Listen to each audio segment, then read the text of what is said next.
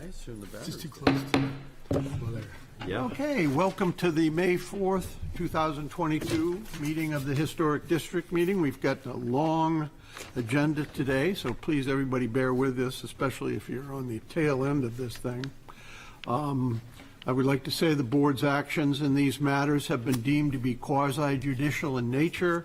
If any person believes any member of the board has a conflict of interest, that issue should be raised at this point or it will be deemed waived.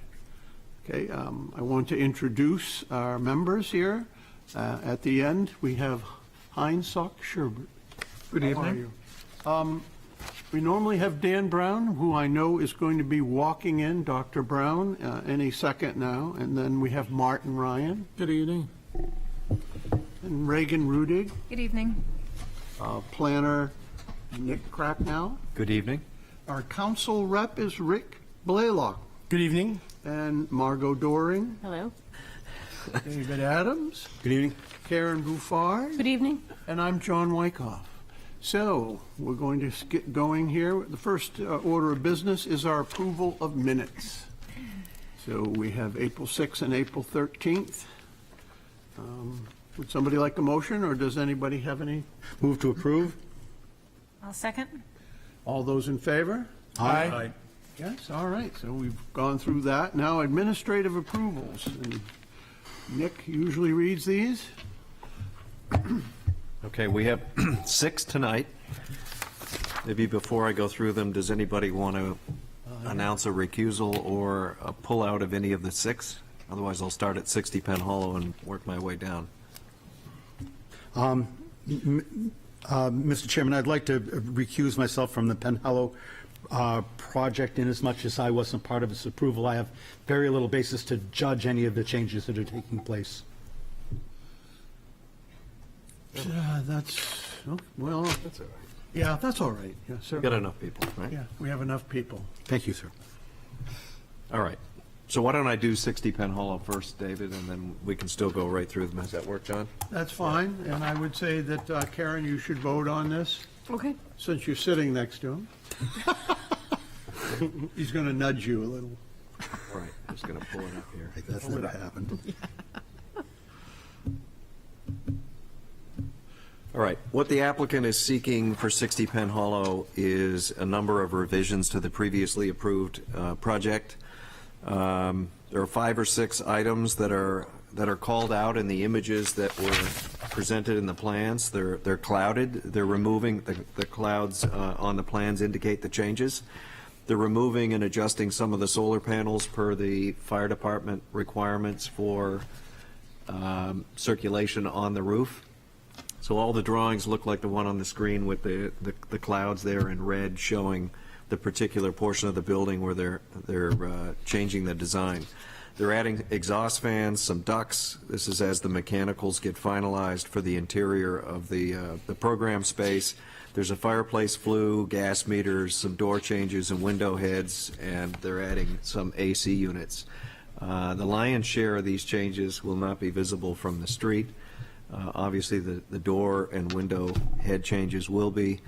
The gas meters are down low, but everything else, I believe, is on the upper floors of the roof. So, Tracy, is there anything you want to add to that? Yeah.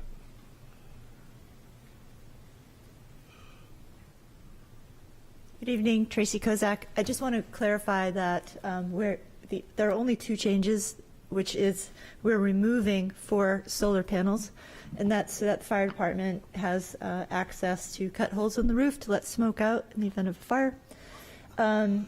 Can't see it from the road. And the other ones, we are adding 2 boiler flues at the roof and a fireplace flue.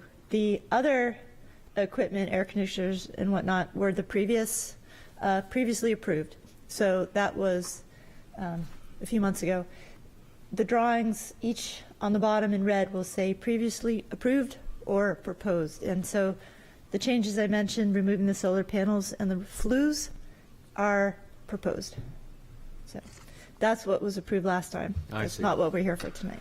So in the future, it'd be good not to have those if it's been previously approved, and you're not Well- changing it. We just want to show the before and after. but we can certainly Okay. simplify that. Thank you. So a reduced list there, dealing with the solar panels and the vent stacks on the roof. And I should probably recuse myself from this one. Realized last minute. So Heinz is in. So, Okay, well- Heinz. Well, Dan's here, if you want to. Okay. 2, 3, 4, 5, yep. Heinz, That's right. you have to vote. For you. But Dan just No, came. Dan just showed up, so we're good. we're not sure. We have everybody here. Okay. Or whatever. Somebody want to make Sure. a motion? Yes, let Heinz. Motion to approve as presented? Seconded. Okay. Any discussion? All those in favor, say aye. Aye. Against? All righty. You Thanks, have your Tracy. permission. Thanks, Tracy. All righty. All right, 303 Pleasant Street. This is a request to add 30 feet of fencing, 4 feet tall, and a custom gate on the southwest corner of the property. Just pull up a... So in the location shown there in the highlight, is the proposed fence. And the location and the fence design. So it's installation of a new fence. And any comments, concerns with that? Okay. So let's maybe keep going, right? Does that work? All right. 333 Marcy Street. Again, a pretty straightforward application. They are seeking to install a natural gas furnace in the inside and a condenser outside with the conduit. It's not a very easy drawing to see if you look at the screen, but this is behind the house. It's not visible from Marcy Street, but this is essentially where the equipment will be located behind the structure, and that's how the conduit goes along the mudboard into the basement. Again, not visible from Marcy or, I guess, South Mill. Any questions on that? All right, we'll keep going. If there are any, we'll come back. Number 4, this is 29 Vaughn. This is a storefront modification where the applicant is proposing to remove this panelized section here and the single pane of glass and put in one big pane of glass on Vaughn Street in a structure that was probably built in the 1970s.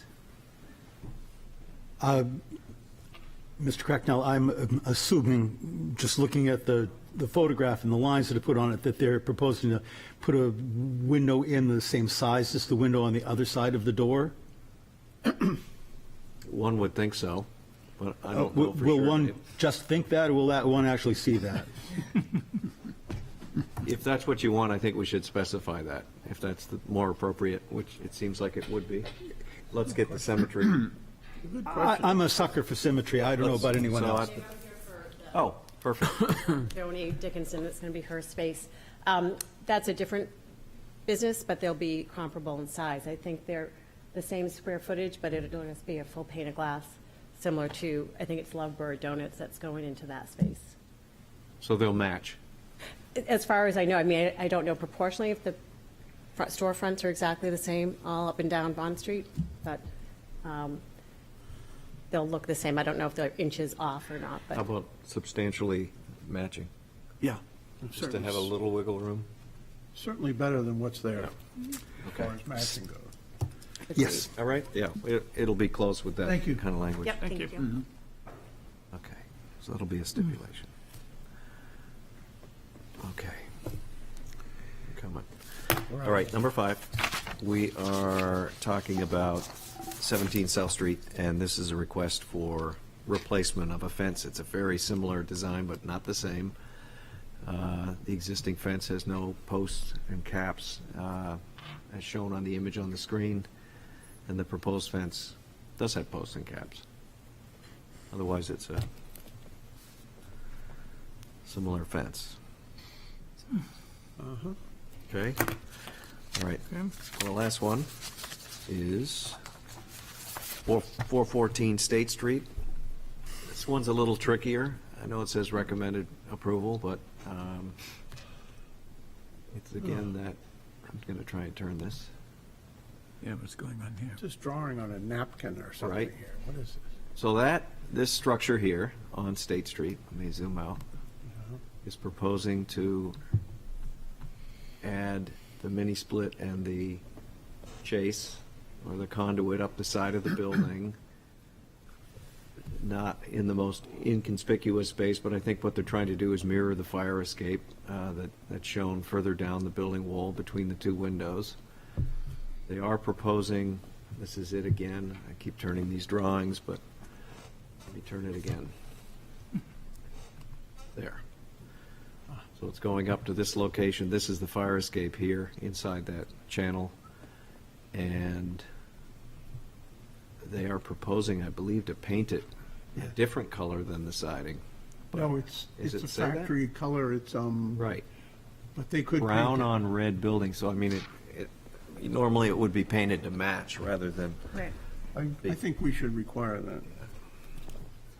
so, once again, it's another piece of conduit going up the outside of the building. Is this the most appropriate location to put it, given what they're trying to achieve? The unit itself, the actual pump unit, is, according to the drawings, some 36 36. inches tall. Yep, And it's going to stand somehow on some 12-inch tall yep. Stand? thing, Yep. setting on the ground, in amongst where the trash cans are. Yes. The standard Jeez. box. Yeah. Is this something we would typically screen? 23 inches think from so. house. I'm thinking how we could screen it, because the reality is they've got all those gas meters also. I wonder if that's something that should be considered. This is, What do you mean, as a screen? Or no, screening the gas meters Yeah. also. It's such a narrow space, though. I don't see how you Yeah, I know. could get. You wonder how they plow it, Yeah. honestly. Yeah. Only have like Those 7. stanchions are there Carefully. for a reason. Yeah, I guess. It's, I have to say, this is very, for something that's on the side of a building, it's a very public view. It is a very handsome house. It's certainly a contributing structure to our historic district. It is not as it was built on its first day, but it has been very, very well maintained and slightly upgraded over time. I know that we've never succeeded in any kind of conversation with the gas company, but that doesn't mean that we have to. I'm bothered by the unit. I'm bothered by the unit itself. Anyway, thank you. I mean, just a thought, but if people like the idea, maybe, We should pull this out then. well, yeah, okay. But if the location is appropriate, but the screening is not, they should come back with an appropriate screen for that, if people feel that way. But yeah, you can pull it out first if you want. I mean, something else that could be done, since I'm such an expert on these, having two of them on my house, is that the unit itself, the condenser, could be around the corner, and the piping could run either underneath the mud sill along the foundation and then up. The piping, the tubing comes in 30 feet, 50 feet, 100-foot lengths. And so it would just be a matter of somebody, having to purchase the longer length of the tubing. Because it's all pre-charged and everything, it's all set to go, So it comes in certain lengths. But I know with a longer length, they could get around the corner and hide this thing. If it's important to everybody else. Some way we could give them either option and they can choose if they want. What, Either screen option it or to run it around the back. I'm afraid of like what we talked about, how narrow it is, and I am too. creating a screen in there, and then, you know what I mean, like it might not even be feasible. That would be very helpful if they came to the meeting. I mean, in general, I'm not too bothered by it because there is already this huge line of gas meters. It's kind of like And throw another garbage thing in there, and garbage cans. It's not like we're junking up a really pristine side of this building. And I don't see, no understanding where they're trying to pipe this into the like which room they're trying to get to. I don't see any other place where they could possibly do this. So, that being said, I think main stipulation is that they paint the conduit to match the red, the clapboards. I'm fine with giving them the option of either figuring out a screen or putting it around the building, if that's, And come back for administrative approval of either of Okay. those options. I think that makes sense. I think it's fair. And if we're missing something, they'll be here to tell us why that. Okay, so the stipulation would be, Painted to match the red siding for the Yes. conduit, and that they return for administrative approval of either a screen in the proposed location, or that it be relocated to the rear of the building, and the conduit run along the mud board to the condenser. very good. Is this not at the rear of the building? I'm I thought it was the confused side. by, it's the side. This is Side. you can Yeah, but see, I'm- It's the gable side. No? you're saying it's on this side? it's right there. This side right here in is the picture. it would be the right-hand side if you're on the street. That's the driveway, and the parking's all behind the building. Yeah. It's, the meters are in that tree. They're like behind, you can see in the other I don't know, picture. it doesn't look the meters- same. Yeah, it is. It's just scrunched in there. It's behind that granite post.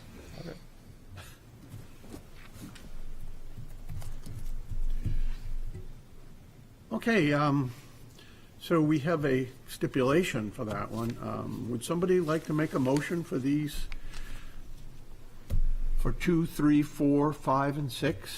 Well, I'm sorry, are we postponing 6 until next week so that they No. can come?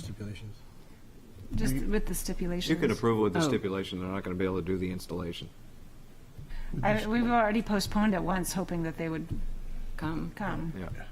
So the stipulation. Nobody here, right, for, Is either they're going to come back with a plan for screening, and hopefully that takes care of the garbage cans also, or come back with the idea of putting the actual condensing unit around the back of the property.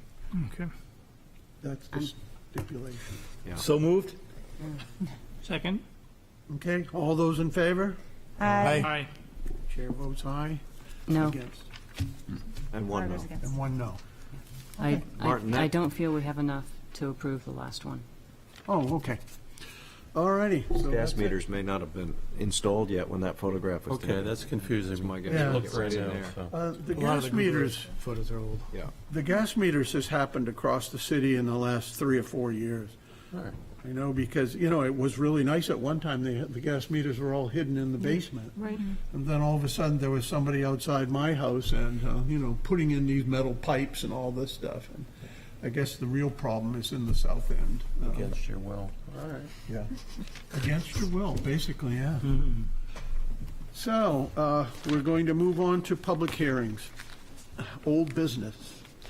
Petition of Donald and Rasa Stone, owners, for property located at 55 Gate Street, wherein permission is requested to allow renovations to an existing structure, replace windows, repair or replace siding and trim, repair foundation, replace bulkhead, and remove a chimney, as per plans on file in the planning department. Said property is shown on Assessor Map 103 as Lot 90 and lies within the General Residence B and Historic Districts. Want to say that we did go to a site walk and look at this project. So who's here to make the presentation? Mr. Chairman, I need to recuse myself from this application. Because No, you I'm live sorry, on I'm Gate sorry. Street? I'm sorry. Big mistake, sorry. Different It's the next, project. Project, I'm sorry. Okay, all right, the next one, okay. Go ahead. Yes, Ann Whitney, I'm the architect for the project.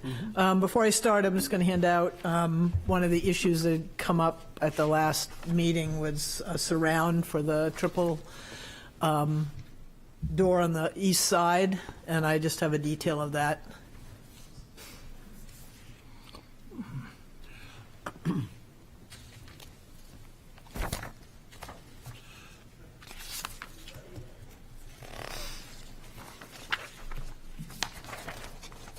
Thank you. So we were here before last month And, you know, the main issue that two issues that we're dealing with was the replacement windows and the removal of the chimney at the rear of the structure. And we did a site walk, just as John had mentioned, and we'd still like to be able to go forward with replacing the windows with the Elevate, Marvin Elevate product. And the chimney on the rear, which you can really see from drawing 4 of 4 is a photo. The main view of that is from Hancock Street. And the other issues that we dealt with last time, there didn't seem to be as much, basically replacing trim and window door trim at the roof and around the windows. The existing surround at the entry is pretty much stay the same. It'll just get repaired and repainted. And not all the trim would be repaired, just where it needs to be. And there's going to be some foundation work at the bay, and there's another one-story addition in the back, so we're going to have to be kind of rebuilding those 2 foundations. And nothing new from the last time. I think we left the last meeting sort of with the window question up in the air. Are there any new questions, or? I can go through page by page if you need to, but. Well, didn't we go through this once before, but. Yeah, I can do that. Does anybody have any questions? Oh, yeah. Comments, questions? I have a comment. I think the right side elevation is much more improved with how you've capped it, and that's my only comment. I think it looks in order.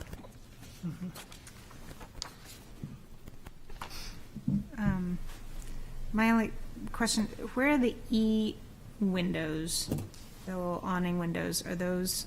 There's only one, and actually, I don't have a photo. Well, you can sort of see it. Watch that microphone, Ann. Oh, yeah. Actually, if you go on page 4 of 4, the view from Hancock here it Street is. Okay. is a little existing window there that's like a double little tiny 2 casements. And we're going to take that out and just put a simple awning with a single mullion. Okay. So yeah, you can see it on that same page, 4 of 4. Right. My question with that was just because it looks like the color of that window is different, where all of the rest are white. And the thing that bothers me about the Marvin Elevate windows is that they have that sort of track around the whole thing. Yeah, the signature has that too. It's slightly different configuration. Right, but if it's a dark color, a different color, the jam liners, this is going back to what Right. Dan Rawlings would get into as well, but it can be, Woody ever? it just pops out and it's not attractive. It doesn't look.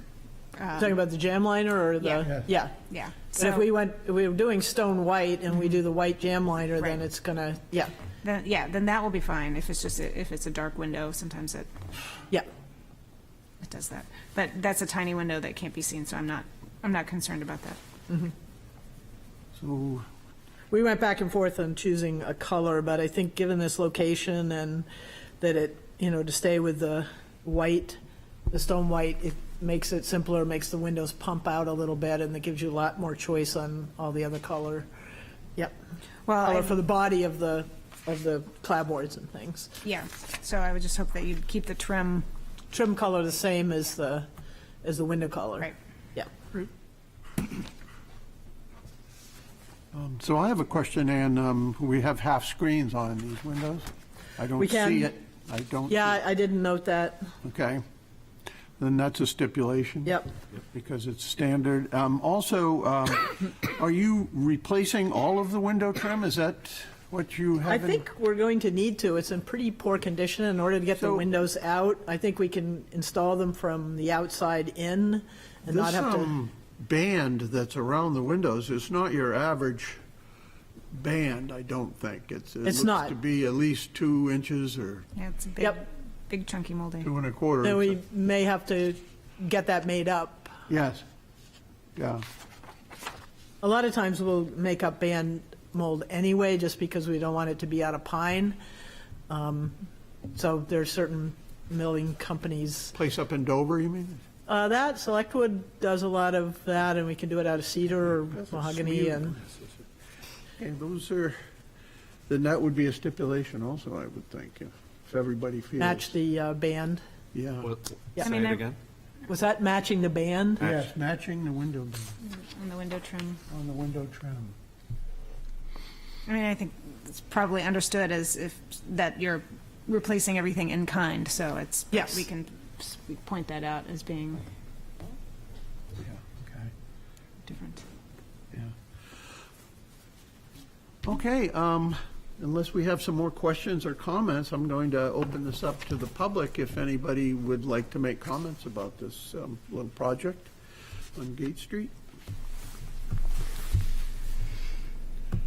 Okay, I'm not getting any excited hands coming up. Nick, do we have anything online, or are we still doing that? We are?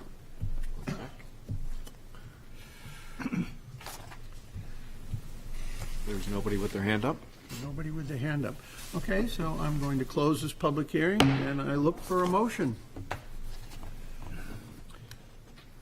I move that we approve this application as presented With two stipulations. The half screen. with stipulations of half and screens. The window band shall match.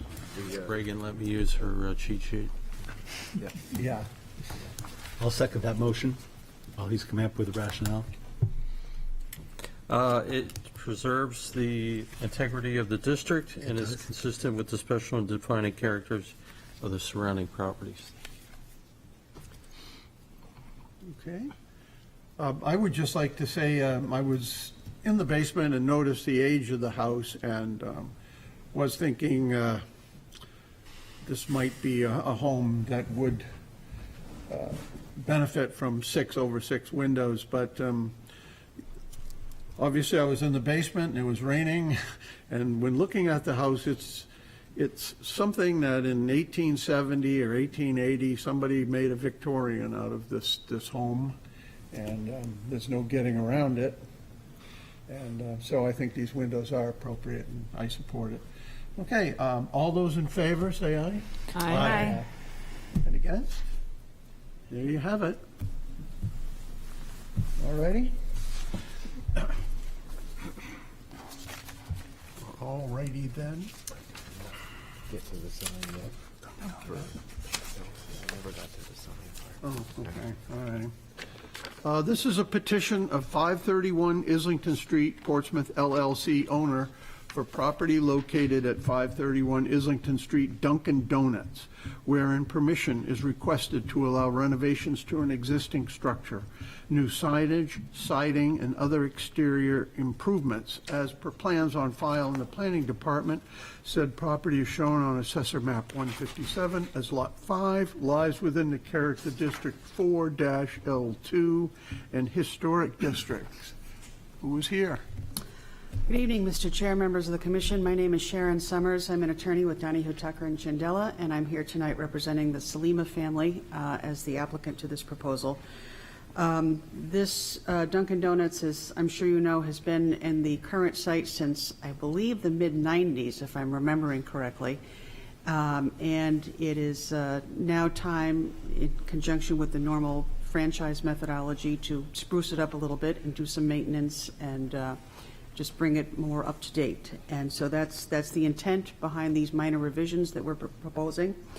With me tonight are the Salimas, the applicants themselves, as well as Eric Medeiros from the architectural company, which is Aronian and Associates. And I'm going to turn this over at this point to Mr. Medeiros, who could walk you through the application materials.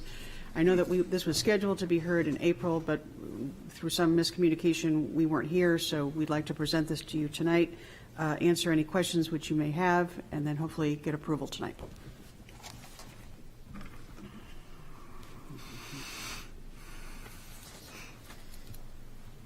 Good evening, members of the board. My name is Eric Medeiros. I'm with Aronian and Associates Architects. I just wanted to speak to this project a little bit further in some more detail about some of the exterior renovations as they pertain to your view from the street. Could you get a little closer? Sure. Excuse me, I'm sorry. Yeah, is that To better? that microphone, Yeah. some of us have hearing problems. No worries. So if, I'm not sure who's controlling the screen, but if they don't mind panning down to our sheet A3.1, maybe about halfway through the set. For the sake of this board, there's a lot of information in this set as it pertains to the interior renovations, which are obviously not our talking points. A3.1, it'll be down a bit further. 140.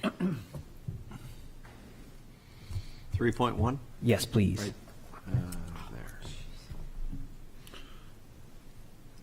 There. And then the character before should be A. So you're looking at the demolition elevations here, which I suppose I could start speaking to these and we can kind of shift down. So obviously this is mostly pertains to the exterior renovations. This is a 1,300 square foot CMU block building with a drive-through. We're proposing the removal of the existing metal fascia material that you see that shows up dashed on these elevations. And we're going to be replacing that with a new fiber cement board paneling. This is twofold. It's a maintenance thing, as this metal panel is at least 20 years old now. I think probably like 24 years old at this point. So it's ready for that to come down. And it's also aligning with the new brand standards of using this fiber cement product. The other thing that's being removed in these elevations is going to be that existing awning, metal framed awning that's a little bit weathered, as well as the existing signage. So if we move down to our sheet A3.1, which is a little further down, that'll show the new elevations, the new look. That'll show that new fiber cement board paneling as it wraps around the parapet, upper parapet of the building.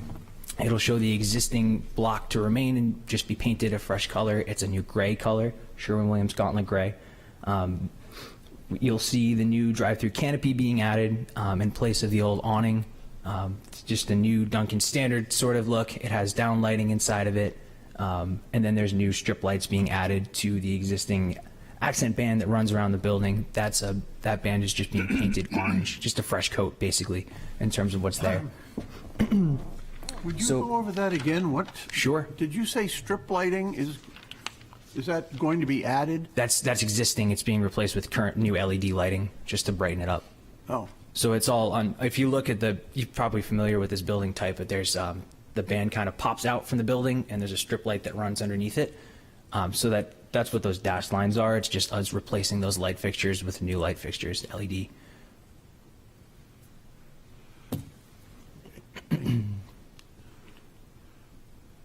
And then I can speak to the signage as well. I know that his signage is not being approved by this board, but just to speak to, obviously with the brand updating their image and dropping the donuts out of the name, you see the new signage.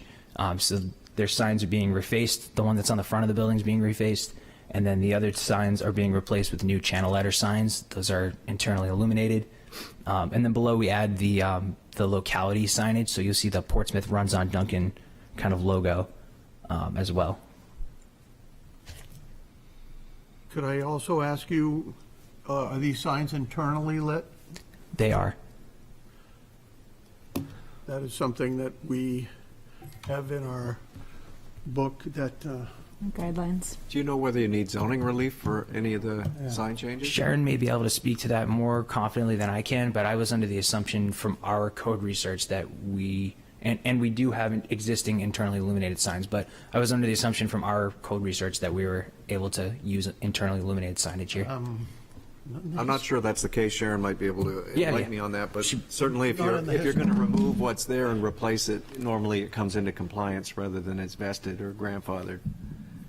Let me just say that with regard to the signage, the sign permit application was submitted to the city today, so that is currently under review. I think perhaps what we should do with regard to this specific issue is to let that review proceed. As Erica said, that the jurisdiction of this board over signage is not there. So, but I do appreciate the concern that's been raised tonight about the illumination of the signs, which I will look into and probably be having more conversations with your department. So. Right, and note that if you do need zoning relief for the signs for any manner, the HDC has jurisdiction at that point. Yes. So we Yes. want to Yes. stipulate any I of that, understand. should we get to that point. Yeah. And I think the important Sharon. thing to note here is that when those signs were put up, this building may not have been No, it wasn't. inside the historic district. Right. So No. things have changed since. Yeah. That makes sense. Yeah, my intent in mentioning signage was just to clarify the scope of work for that item. But I think I've covered everything, so if there are any questions, I'd be happy to answer.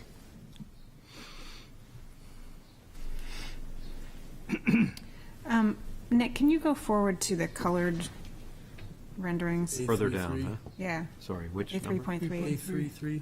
A3. Just next page after that. Yeah, Right here. there it is. I'll zoom in here. Can you explain what the white boxes are on top? Yes, so those are you're referring to above the orange portion of the Yep. building, that accent band. Those are new fiber cement board panels. It's a James Hardie product. It's about a quarter of an inch thick or so. And they come pre-finished with the white and the gray look that you see. The gray is kind of on the rear part of the building, back of house facing.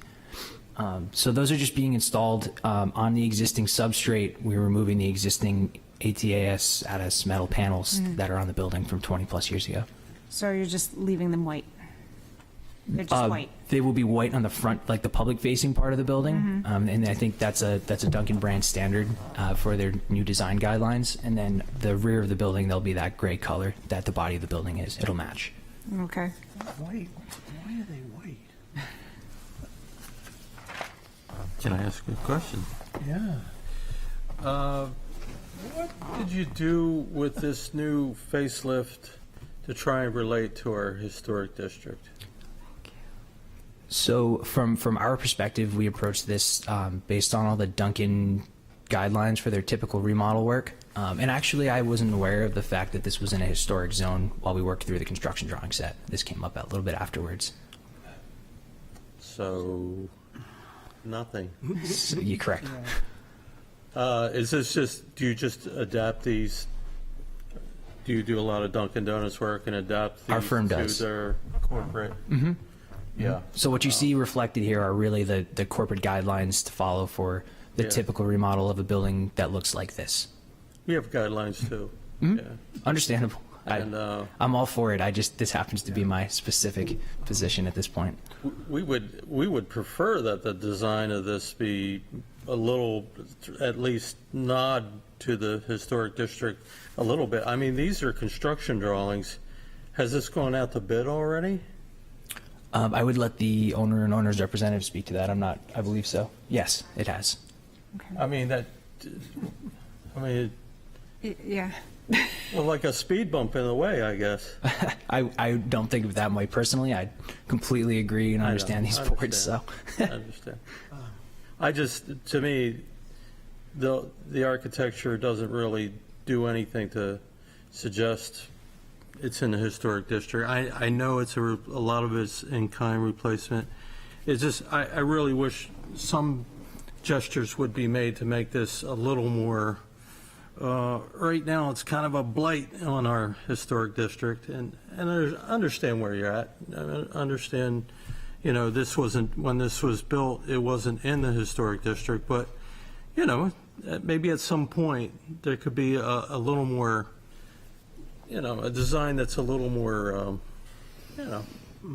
related to historic Portsmouth, and that's my comments. thank you. I don't know if I would call it a blight, but it's. I understand that this is the Dunkin' Donuts.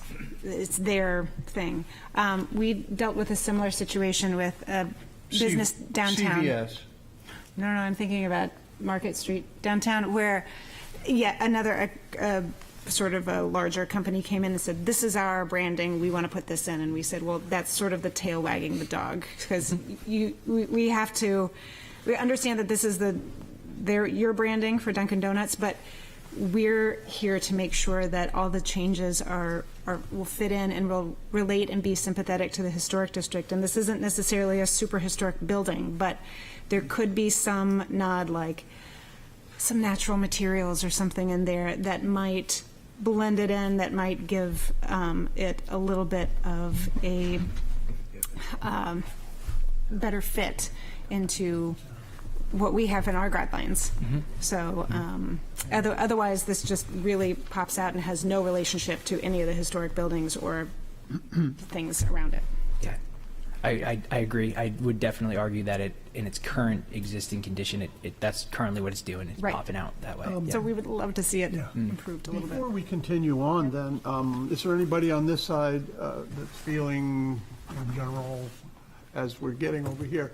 If so, then we would postpone this and maybe have Nick consult or help you somehow with at least showing you our guidelines and saying, this is what we require. I did have a chance to review those guidelines for the first time this week. Is there anybody else?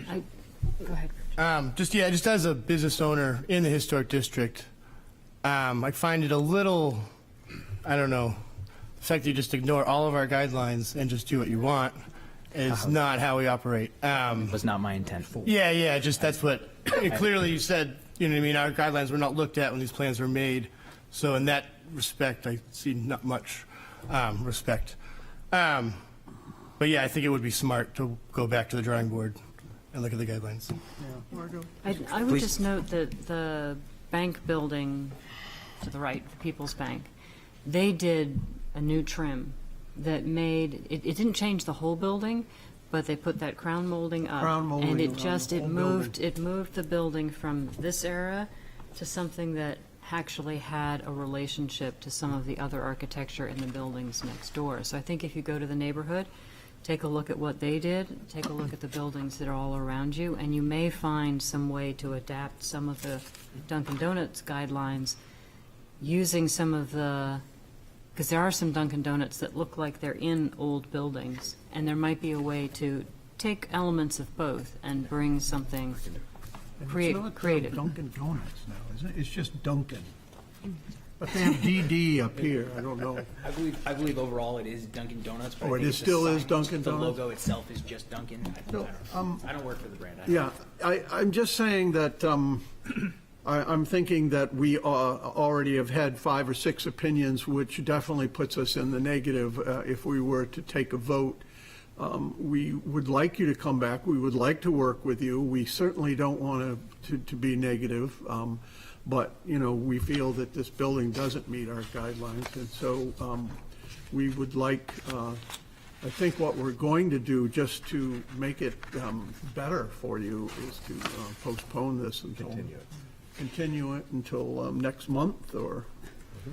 Mr. Chair, can I just say a couple of words here? Yeah, I think certainly. on behalf of my clients, first of all, they have been good cooperative members of the community for That's decades good. now. And Thank you. I do take some exception to some of the tone of the comments that I'm hearing tonight. Okay. They have, this matter came to their attention that they even needed to be here as part of their submission of the building permit application in accordance with the normal process. They were told that they needed to come here, which I think took them perhaps a bit by surprise, but they did submit the application, and we are here tonight.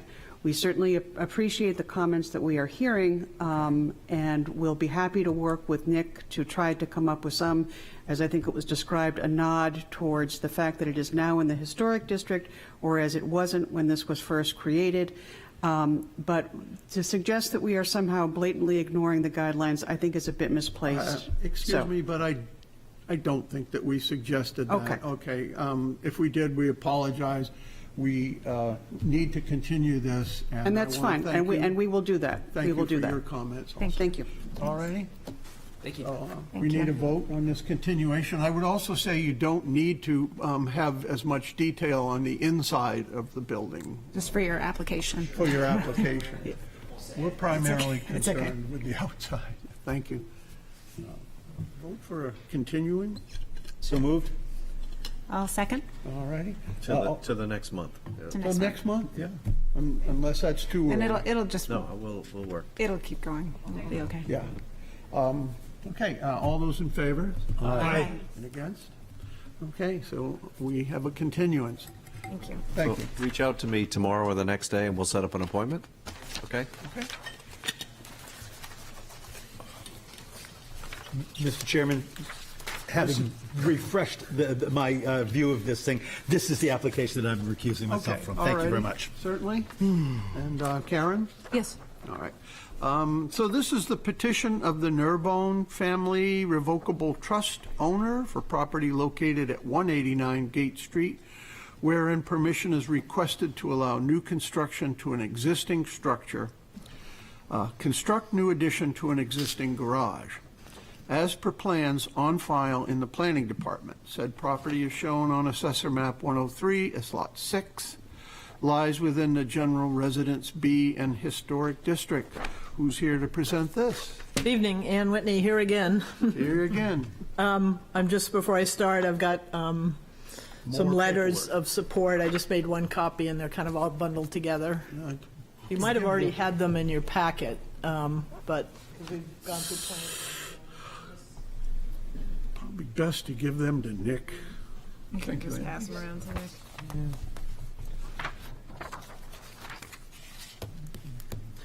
So what we're proposing here is to take the existing garage and put a 10 and a half by 14 and a half foot addition, 1 story on the back of the garage. And just looking at the site plan here, there's a little spot on the side there where, we haven't totally got the sizing of the heat pump, but that would be the location of the heat pump.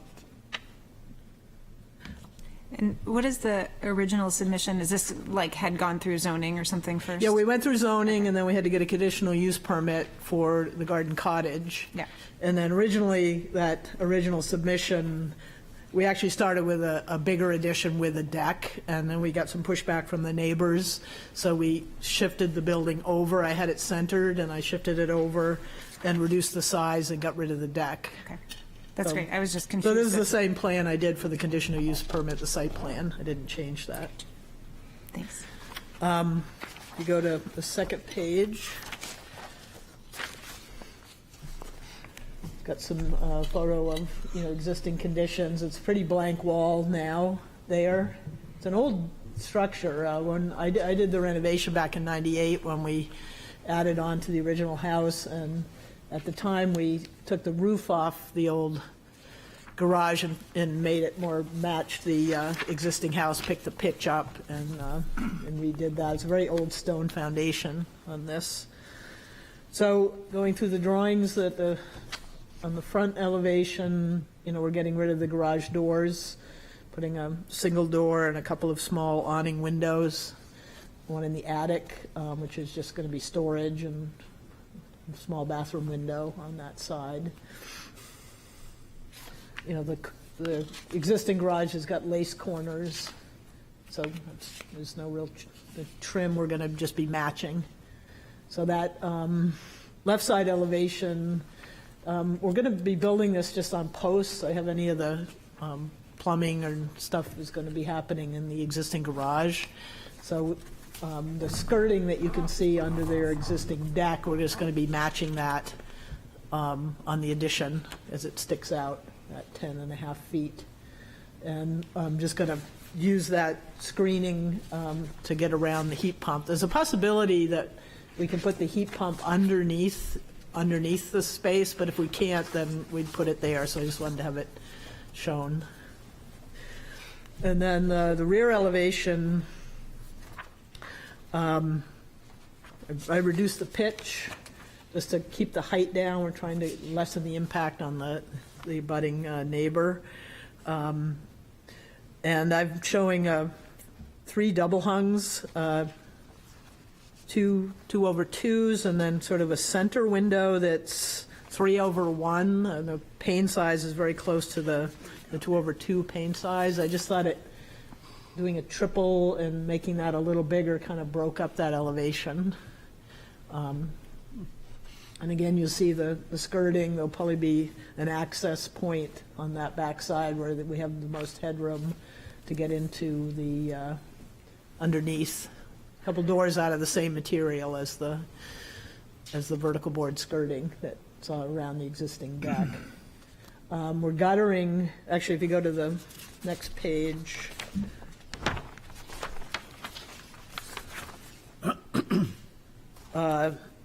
that backside, the facing the abutter, where, part of the conditional use permit, you can't have any glazing on that side. So we're basically not having any windows, it's just a single skylight on the roof there to let a little light in from that side. And we're guttering and tying that in. That was one of the stipulations of the planning board to, right now, the water comes off that roof onto the abutting property. And so we're going to be getting that guttered in a way and kind of dry welled on the Nurban property. And again, there's the front elevation as it exists. Again, I'm going to be using the Elevate windows for this addition, for replacing and, any new windows on the garage and the addition. Are there any questions?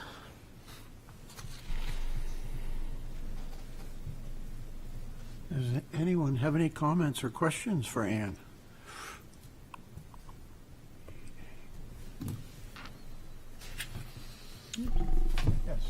You said just on the three windows, you're just doing the 3/1 in the middle, just to break up the, Yeah, and it'll give, it'll give that living space a little bit bigger opening to look out of. Yep. And I had done it as just three somewhat larger, double hung windows, but I don't know, I feel like this kind of breaks up the look of that instead of just repeating. yeah, I'm fine with it. And actually on that Is that something? left side, I do have a couple other skylights, one that'll go into the attic to let some light in there, and another one to let some more light into the addition. And that casement we need an egress window, and that is going to look like same size as the double hung, and will just be acting as a casement to meet our egress requirements. And it's on the side facing the existing house. Anyone else? Yes.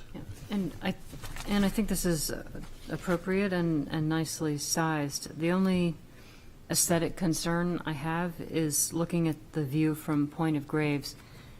With the large amount of skirting underneath the deck of the original house, and then now not an equal amount, but another large amount of skirting. The skirting is very plain and very, very vertical. Do you have any concerns about having that much up and down going? They're on slightly different planes, but Yeah, and the skirting will be lower, obviously, because I've Yeah. got the siding ends at kind of the slab level, and then I'm going to be putting a floor system, so it's going to be probably about a foot lower. And so the height of the skirting won't be as tall there, but I felt like that was a better approach than trying to put a foundation in there and then be looking at stone, or concrete, or. I agree with that. I just wondered You if think, you would you want it painted like a dark color, or? I just wondered if you considered some kind of aesthetic difference, modest difference between them. I think it's mainly the scale of it and the size of it. It's a full, you have full headroom under that existing deck. And this is going to be maybe, 4.5 to 5 feet at the most Okay, thank you. at that end, possibly 5 feet where you enter. But because of the floor system drops it down. Anyone else? Any concerns? Okay. So I'm going to open this up to the public and see if there's any comments from the public about this little cottage. If there's anybody online, just raise your hand, I'll let you in.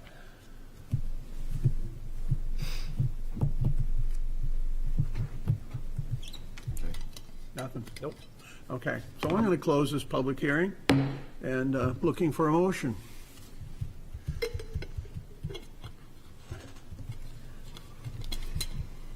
I'll move that we approve this application as presented. We don't have any stipulations? Oh, they wouldn't, half screens? Are there half screens? Oh, yeah, put half screens on. Okay. Yeah, okay. She always forgets. Okay. Second. Okay. This has conservation and enhancement of property values, and has compatibility of design with the surrounding properties. All right. So all those in favor, say aye. Aye. Against? All right, you have your motion for yet again another cute little cottage. Ann Whitney cute.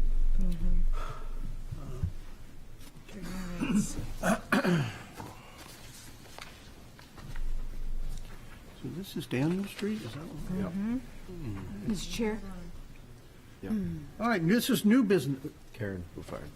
I have to recuse on this one? Okay, all right, David's back anyways. So, new business, public hearings, number one. Is requested by 85 Daniel Street LLC, owner for property located at 85 Daniel Street, wherein permission is requested to allow new construction to an existing structure, remove and replace rear addition, remove and replace roof with new dormers, and renovations to an existing structure, replace windows, siding, trim, and front stoop as per plans on file in the planning department. Said property is shown on Assessor Map 107 as Lot 8 and lies within the Character District 4 and Historic Districts. Who here is presenting this? Good evening. I'm Mark Giannini from McHenry Architecture. All right, well, Here with Richard Desjardins from our office, and as well as the applicant, Andy Rudder, and the builder, Donald Durgan. We're starting off as a work session, so I don't know if you guys want us to present from here and go through the changes, or? have you made any changes since the last? None. No, we did make changes based on the comments and feedback we heard last time, when we heard last month. So we're happy to run through those, run through the packet briefly and highlight the changes. We also have the model has been updated, the city model has been updated to include the massing of the building. Okay. All right, go ahead. All right. Cover page hasn't really changed, so we'll skip over that, as well as, A1, A2, and A3 are all contextual photos that we reviewed at the last meeting. Before we get too far into it, Nick, does this make sense to you? Should we? Yeah, I think we should present these, then I'll go fish out the model Okay. so you can see it. But as far as a work session public hearing goes, they haven't made any changes from the You word. made some. No, we did make changes. No, sorry, I was being sarcastic. Okay. Keep it going then. All right. You're going to I'll have do, to repeat A4. everything again for the public hearing. I just want you to know. I'll hit all the high points for the public hearing. A4 is the Sanborn maps from 1949, as we discussed previously, which highlighted, that previously was an addition on the back of the building with a similar area and footprint that we're proposing, and it also was housed automobiles, similar function to what we are proposing for the ground floor of the rear addition. Moving on to A5. This is the existing footprint and floor plan of the building. It's really just showing that we're reconfiguring the interior, as well as tearing down the small 16 by 6 addition in the rear to add the new addition. On A6, this is the existing, again, along with proposed demolition. As we discussed last month, the north elevation, we've got minimal changes as far as the existing massing and openings. We'll go into some more detail on some of the changes that we've made since the previous when we get to the new conditions. But again, really just to show you, we're replacing windows, but keeping materials, siding, trim in place, and repairing and replacing in kind. The side elevation has this lovely asphalt siding at the moment, brick asphalt, as well as a number of openings that have previously been covered over. with plywood and more asphalt. E7, again, similar to the side elevation, the south elevation, the rear, again, this currently has clapboard siding that will be, again, reusing, repairing in kind, as well as the addition I just mentioned that we're tearing down in the back. And then the west elevation is similar to the east with the asphalt siding, different various windows that have been covered over and windows that we'll be removing and replacing and relocating. You get to A8, you can see the new configuration of the floor plans. We're looking at 2 units, 2 residential units, 1 on each side. And then on the ground floor, the unit on the right is going to be either a leasable office space or a live-work unit for the tenant on that side of the building. And then we have a 26 by 20, approximately, a rear addition. It has a 2-car garage, 1 for each unit on the ground floor. On the second floor, we've got a bedroom on each side with a covered porch. And then the deck area on the 3rd floor, which will be accessed by the 3rd floor master bedrooms.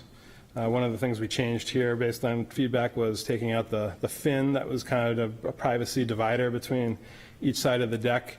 And we've basically, when we get to the proposed elevations, you'll see we've removed that altogether and just left a planter that would be at kind of the top of the roof height. So there's really no visible barrier that anyone would see outside the building. So on A9 here, you can actually see that on the east elevation on 2. There's no fin anymore that's been removed, so we just have the hipped roof around that, as well as the 12-inch high railing that would go around to get your guard height. And again, so the division between the 2 tenants or occupants on the 3rd floor there would just be a planter that's at that same height, so nothing visible. On the north elevation, again, keeping many of the existing materials, detail, and trim. Couple of the comments we received at last month's meeting were regarding the windows, where we were proposing replacing them with Marvin. We've now, and also we got comments about trying to restore them. At this time, we're proposing replacing those with Green Mountain windows. So they'd still be replaced. They provide energy efficiency as well as sound deadening that the owner is looking for to the street. But you'd be getting a wood window or a solid wood window as a replacement that's fairly historically accurate, and we've used successfully in many projects in the HDC.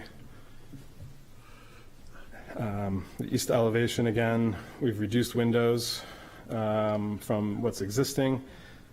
The H and G windows there on the 1st and 2nd floor. We've got access to the garage and to the units from the rear that show up with a slight covered opening, and then you can see the railing for the covered porch on the 2nd floor. The dormer was another comment that we received, the size of the dormer. And actually, I'll get into that in a moment when we have a better view and some of the perspectives. All right, Nick's already there. So on A11, you'll see.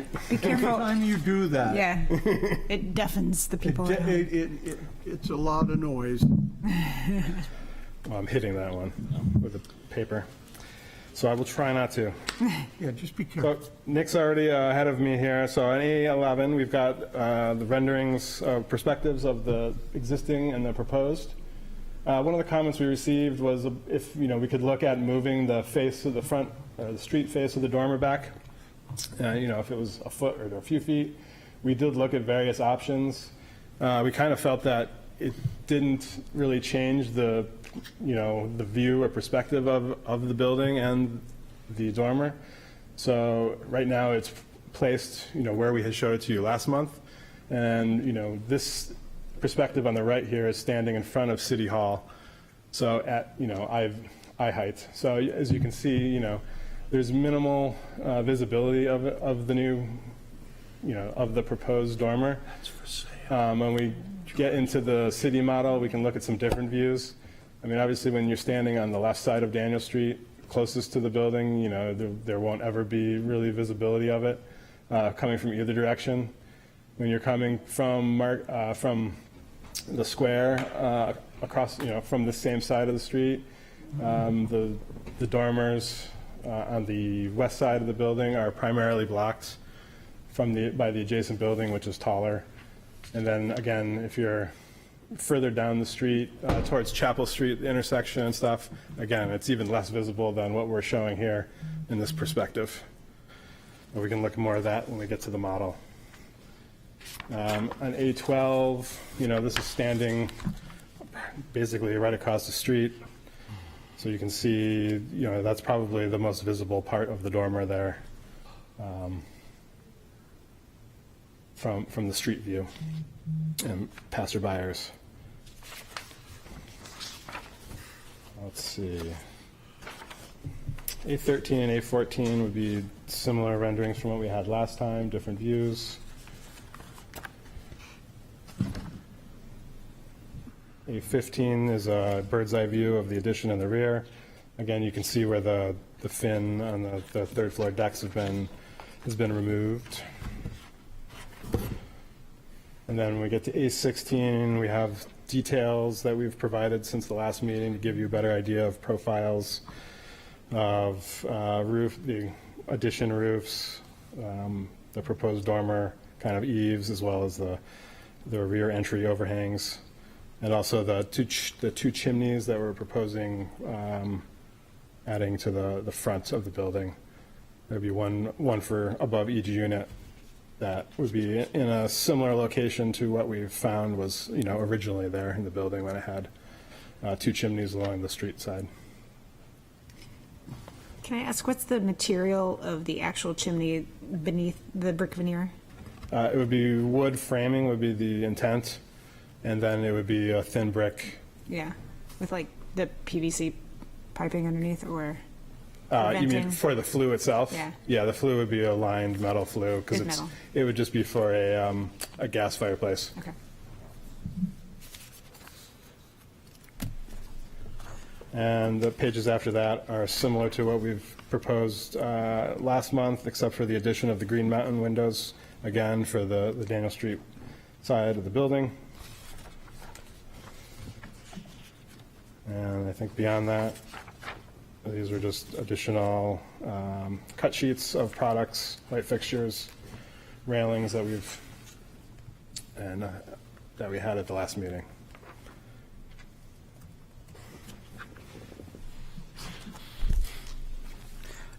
Was the break in the dormer the same as last time? It is, yes. Oh, okay, I didn't notice that before. Yeah, we break in the dormer to help kind of minimize the overall mass of it. You have three shallow roofs on the front of the building, one on the front entry, and then one on each of the two bays. What's the roofing material on those? They're currently some sort of rubber. They're currently some sort of rubber. Will that remain? Yes. Well, it'll probably get repaired in kind. My question, I guess, was, is there, sometimes there's an unfriendly competition between the edging materials for rubber roofing and the kind of woodwork that was put on when they were tin. Right. I don't know off the top of my head. I mean, right now there's nothing that's really protruding over the edge and covering any of the existing moldings that were. It could be because I'm old, but there was a time when rubber roofing first started showing up that it showed kind of at scales like this, it showed real insensitivity to the architecture. Yeah. I assume that you won't be. No, we can definitely look at that, and make sure when it's replaced, it's not infringing on the design or trim. In as much as your specifications say that you're restoring or repairing much of the trim on the front facade of the building. Yep. Thank you. Okay, any other work session type related opinions here? Things you want to discuss? The only thing I would add is I would support the planter being taller if you want it. Okay. Up towards the level of the railing. Yeah. I mean, I think at this time, we didn't want anything too obtrusive, but, from the street and, being able to put plants in the planter, they could provide enough screening, at least that was the intent, Sorry, I'll get it back. All right. You could also plug in some sort of 18-inch or 2 feet high metal fencing that they have, that people put around the fronts of their houses. It just basically plugs into the ground, something like that would work also. So I'm going to close this work session, because normally we ask if anybody in the public would like to speak on this work session, so I'm going to ask that. Okay. Check online. Yeah, you can check, and then we'll just go into public hearing.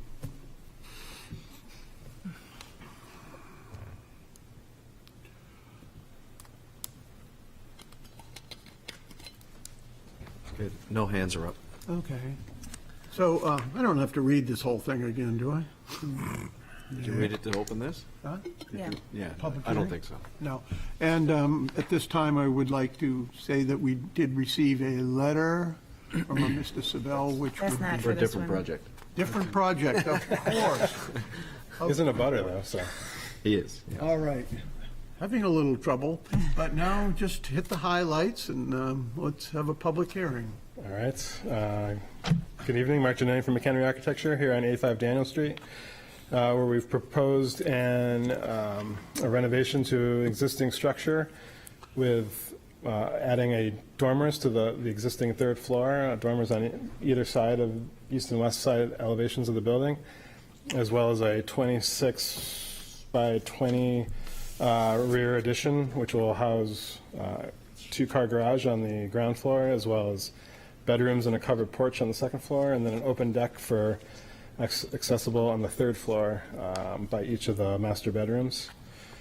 We're replacing and repairing siding and trim on the Daniel Street side of the building, while replacing those windows with Green Mountain windows. We've proposed replacing the remainder of the windows and new openings with Marvin windows on the east and west and south elevations.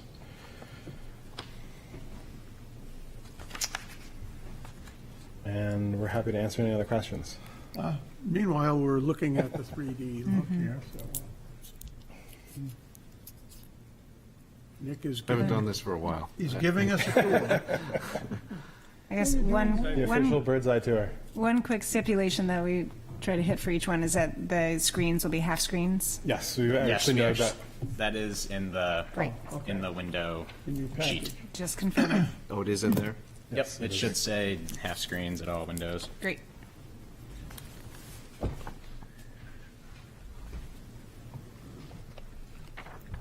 Yeah, it's note 5 on the window notes on sheet A, Right. 17. Okay. Awesome. Thank you.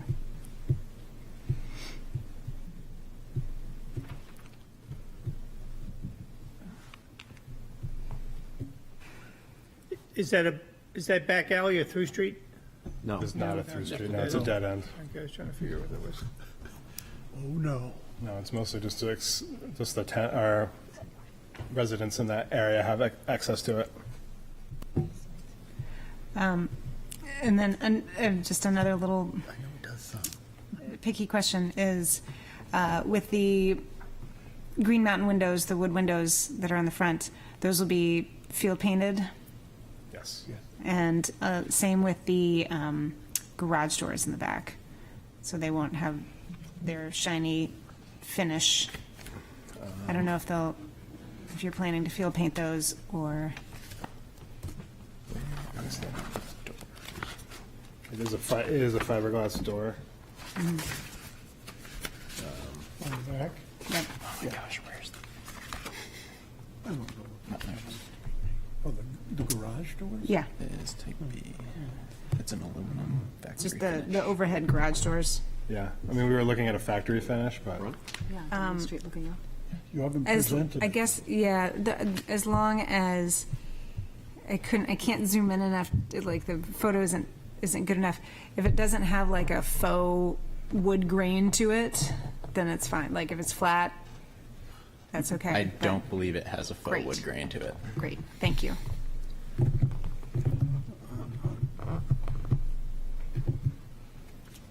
Well, the worst-case scenario is that he brings that to administrative approval, the garage doors, Nick. Yeah, okay. Well, he's, Maybe he's that'd be a got- thing to add to any motion, just to make sure. That there's no faux grain. Can you give me that while I was playing with that, the stipulation? And they say it's not, but it's, put it in stipulations. Garage doors be brought in for approval. Well, they don't need to be brought in, just that the, Not be a faux that wood the, finish? What? finish? not the If they're finish, the smooth, you texture. can Yeah. paint The them. texture. Yeah, Because the Yeah, no texture's faux- smooth, not. it is smooth, that's Faux good. grain. Why not look at it? Okay. Nick, you're on the wrong side of the street. No, I'm not. He's just giving us the long view. I'm trying to write. Yeah. What's going on here? Oh, Nick, while you have that open, can you turn off the old building? Oh, okay. Click the, yeah, the eye right So below many it. things in the way here. No, yeah, there you What go. Mr. Adams was saying, I think, you. makes a lot of sense, that if you do indeed do those little low-pitch roofs over, that the drip edge be an appropriate conventional drip edge, and none of this, the rubber goes over the edge at 3 inches and all this kind of stuff. Makes sense. I'm all over the place. And dizzy. Yep. Me too. Getting closer. What do you want to see? Other than, Just standing in the old post office parking lot, looking up at the roof. okay. Yeah, that's a standard. That's a test. How about under? Gonna jump. Under. The manhole cover view? Poor Nick is just off the airplane, 8 o'clock this morning, from shows. California. All right, we'll keep going. I'll get. Okay. Oh, not out there. Whoa. Anybody else have any comments or questions? We could just get this wrapped up while Nick is, Nick is lost. where are you now? I joined the button. Keep going. This is the Warner House right there. Keep going. I know, but The Baxter Creamery on the right? I mean, while Nick's trying to house? find this, Yes. I mean, my only concern would be the dormer on the side that you can see. You know what I mean? That's the only thing. I think everything else you guys have done stays in line with the historic character. Like you said, your that space in the back, that addition that was there before, same use. But yeah, I see no other issues that I'm concerned with.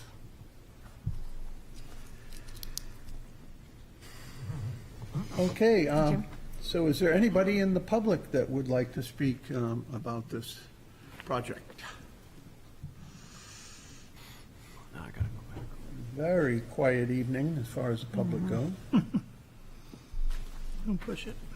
Nick's too busy to check online. I've got to check, so. Yeah, Wow. You're on you, Nick. nobody spoke at the work session either. All right, there's no hands up. Okay. Can at least do that. All right, well, I'm going to close this public hearing then. Mr. Chairman, I'd like to move that we approve this application with I think, 2 stipulations, one for half screens, although I hear it's covered, and the other for the textural issues of the garage doors, which would be on an administrative approval. Very good, very simple for you, just bring it in. Second? Second. I think this building is, it contributes to the economy of the neighborhood and the architectural continuum of Daniel Street. I'd like to personally comment that while the dormers on the roof are a new addition, I don't believe that they're overdone. And I'm a little bit transactional when it comes to these things. I think we're buying an awful lot of historic building being preserved on our neighborhood for a little bit of disruption on the roof. I think it's a trade-off that I feel comfortable doing, and I want to applaud the applicants for their constraint in keeping inside of the footprint and making a commitment to preserve so much of the building. Agreed. All right. I would just caution you when doing the roof, God knows we have had some disasters. So, Mr. Contractor, please be careful removing that roof and putting in new rafters with everything. maybe some of the rafters can be saved so that the building doesn't spread. Because down there on Court Street, it just didn't happen. One thing led to another, and We lost it. we've lost it. Yeah. So, No win. I guess I'm looking for a vote now, yeah. All those in favor, say aye. Aye. Yeah, those that are against? Okay, you have your approval. Thank you. Thank you. We lost it. Thank you. Ooh, what the hell? What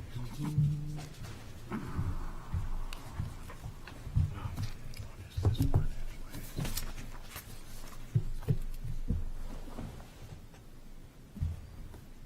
Are we only on number 2? We are on number 2. Wow. This one will be.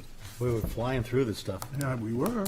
Petition of David J. and Vasilia Tooley, owners, for property located at 166 Newcastle Avenue, wherein permission is requested to allow exterior renovations to an existing structure. Add one new window to an existing garage second floor. As per plans on file in the planning department, said property is shown on Assessor Map 101 as Lot 24, lies within the single residence B and historic district. Is anyone here to present this plan? All right, if they're not here, Okay. I'm guessing it might be because this is such a minor application. It's one window to match the existing windows on the main house. Oh, they're here virtually. So Aha, good. let me just scroll down. I'll get you, Billy. 1 second. Should have known that. Billy, can you speak? I think we can hear you now. Yes? Billy? No. Has to unmute. Okay, can you hear me now, Nick? Yeah, we can hear you. Go ahead. Okay. Both my husband and I are here. Just introduce yourself. We just wanted to add a single window, the same kind of window that's on the garage structure now, and just put it on the, I don't know what, if you're facing the garage, it would be on the right-hand side wall. It's a 2-story facility, so the room, the window would be in the room that's above the garage. And it would allow us to allow more light into the room. We'll get through this, Nick. What? Look at the screen here. Yeah. Existing? That's what it looks like now. And that's with the same kind of window that's already on, that's existing there on the other side. Okay, so existing, the trim would match existing, and you would have a historic window sill underneath this new window. Yeah, it would be the same. I have a picture, Nick. There's a picture of the windows that are on the Okay. On the house? on the house on the other side there. dormer You see, right that here? would be like that. Same kind of window. All right. That's a double window. We would only put in one. Yeah. And Billy, you're the property owner, correct? Yes. Okay, Me and my husband. He's here too. got it. Okay.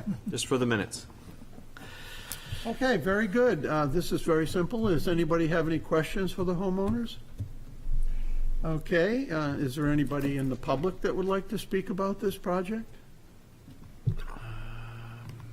And Nick is looking online. I don't see any. So I'm going to close this public hearing and look for a motion. Motion to approve as presented. Second? Half screen says a stipulation. Yes. It is preserves the integrity of the district and is consistent with the special defining characters of the historic district. Very well said. Okay, all those in favor, say aye. Aye. Against? Okay, you have your motion with a stipulation for a half screen in that window. Yeah. I muted her. So, Oh, okay, thanks, Billy. Thank you. Thank you. Good. Petition of 404 Islington Street owner for property located at 404 Islington Street, wherein permission is requested to allow exterior renovations to an existing structure, removal and infill of a door, installation of mechanical equipment, and installation of an ADA-compliant ramp, as per plans on file in the Planning Department. Said property is shown on Assessor Map 145 as Lot 33 and lies within the Character District 4-L2 and Historic Districts. Who is here to present this? Rob. Good evening. My name is Rob Harbison from Market Square Architects. It's nice to see you all. I am here on behalf of our client who is proposing a mostly interior renovation of the Martin Hill Inn. Essentially, the innkeeper suite is going away, and they are reconfiguring that space into 2 rentable units, and then just really updating interior finishes. Along with that, we do trigger some code requirements for accessibility, which brings about the ramp, and they're also trying to implement some air conditioning to some of the units, and that's the primary scope of what we're looking at. So I will point out on the first sheet where you see that locust plan on the left, the property is actually made up of multiple structures. There's the original structure off of Islington Street that received an addition at some point in time, and then there's a second building that wraps around that building on the corner. So that's all part of the same parcel. We'll go ahead to page 2. You can see images of the Martin Hill Inn from Islington Street. There are no exterior changes really proposed on the structure of the building itself or the exterior siding or appearance at this point. It's, again, mostly interior renovations. Moving along to sheet 3. There's some images, and they are tagged with where they are taken from. So the one other item that's related to configuration is reconfiguration of the interior space is right now in that the back area of the first floor, there's an exterior door that's an exit from an existing interior staircase. The existing staircase is being removed, and so that door no longer has a reason for being. And so at that location, we are simply looking to remove the exterior door and patch and match with the existing siding material, which will be repainted to match. The exterior deck that you see there with the stairs leading up, we're actually looking at keeping because it sort of works in connection with the deck that's on the adjacent building and the walkway that runs alongside the building on the back. And then if you look at view J, which is taken from the front, the Islington side on the left-hand side of the building, that gives you a view down the side. And the reason I bring that up is you'll see a privacy fence on the side of that building to the neighboring building on the corner, and that's also where that's where their trash, recycling, those kinds of things go. And I bring that up because as we go to sheet 4. Rob, before you go any further, so I was looking at J and thinking that was the door that you're removing. Where is this door? The door that we're removing is at right where it says View H at the top of the page. There's an existing door that runs out to those deck landings on the back that connect to the deck at the adjacent building. If you look at view F in the picture, you can see a tree in the middle. Yep. The door is just to the left of that, hidden by the bulge. Still can't see the door, but it's all very tight spaces in there, and there's that bay addition that somebody did at one point that kind of screens it. 1990s. Yeah. And so, but the interior stair that currently runs up, but it's all within the same unit, is going away. And so that I'm stair assuming doesn't it's have not a reason. historic door or... No. No.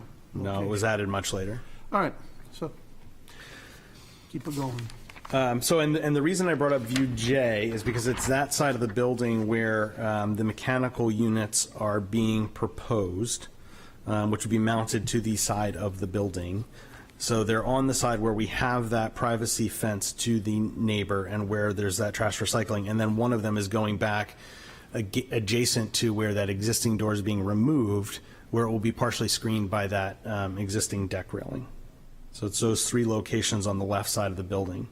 On the right side of the building, we're basically just trying to create some accessible units on the first floor, which do not exist today. And as part of that, it would be really nice to be able to get into the first floor. So we're proposing a composite decking material for the surface. We're only going up about 18 inches to the first floor. And because of that, we do not need a full guardrail. And so our thought was to just provide a simple metal handrail, which would suffice for the railing and be the least visually obtrusive thing. When you're in a 3-dimensional background with walkway and yard beyond, dark metal railing tends to go away visually. So that was the thought process and approach with that. And the last sheet is just the details of the railing in terms of size and extensions. And with that, I will open it up to questions. Do we have questions? Comments? Yes. So the ramp is wide enough for a wheelchair? Yes. Are you removing the central staircase in the main building? 'Cause- No. And how are you going to get a wheelchair in that space? The wheelchair would not go up to the second floor, obviously. So we're only without getting too far into accessibility code, there's different thresholds and triggers that you hit. So, and they sort of have a couple shopping lists. So item 1 is for a renovation that meets this criteria, no more than 20% of your project budget needs to go towards accessibility. So that's sort of your threshold of the things you should look to improve. After that, only a percentage of the units would be required to be accessible, even if this was built new. And then when we go down from that, there's a priority list of the first thing you want to provide is access to primary function spaces, and then it's restrooms, and then you go down the list. So our goal here is really to create at least one accessible room on that first floor, and we would renovate the bathroom as part of that.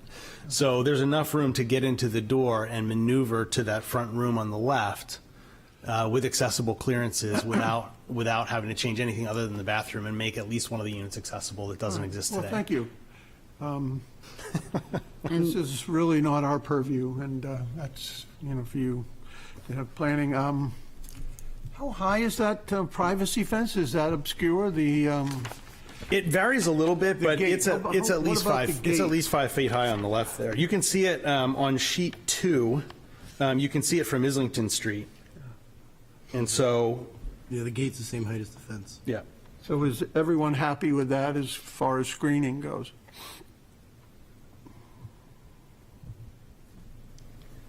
I am. I don't think it needs to be screened within a screen, but No. Yeah, I think it's a pretty tight space behind there. Yeah, and garbage cans also. Yep. Okay, just asking. Any other questions or comments? And, sorry, and the ramp starts at the corner of the building? It goes, Yes, and that really just has to do with the ramp comes out 1 linear foot for every vertical inch we have to go up. So it's really determined by the location of the first floor relative to grade. okay, and your notes say that you have to take out the curbing, the existing brick and curbing.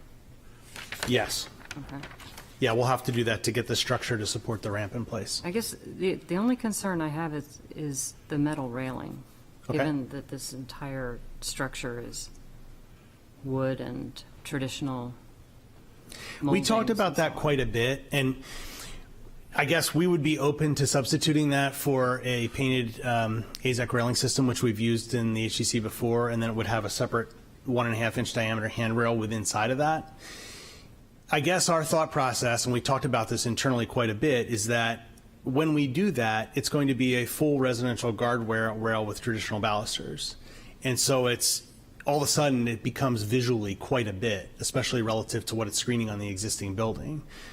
In this case, because it's shallow enough to not require the guardrail, all we really need is the 36-inch off the ramp handrail and a 4-inch rail at the bottom to keep a wheel or a walker from going off the edge.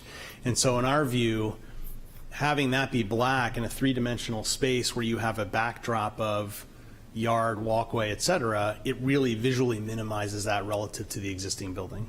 But we would be open to substituting it for a more traditional railing if people feel strongly that way. I guess I'm just torn between the sort of industrial look against that. It's the same conversation we had. And for code, it does need to be 1.5-inch diameter rail, so it's going to be a round metal rail. Does anyone else got any problems with this rail system? You're sure it doesn't need any more horizontal pieces, though? 'Cause I've built these types of railings before. on Not within handicap 30 inches of grade.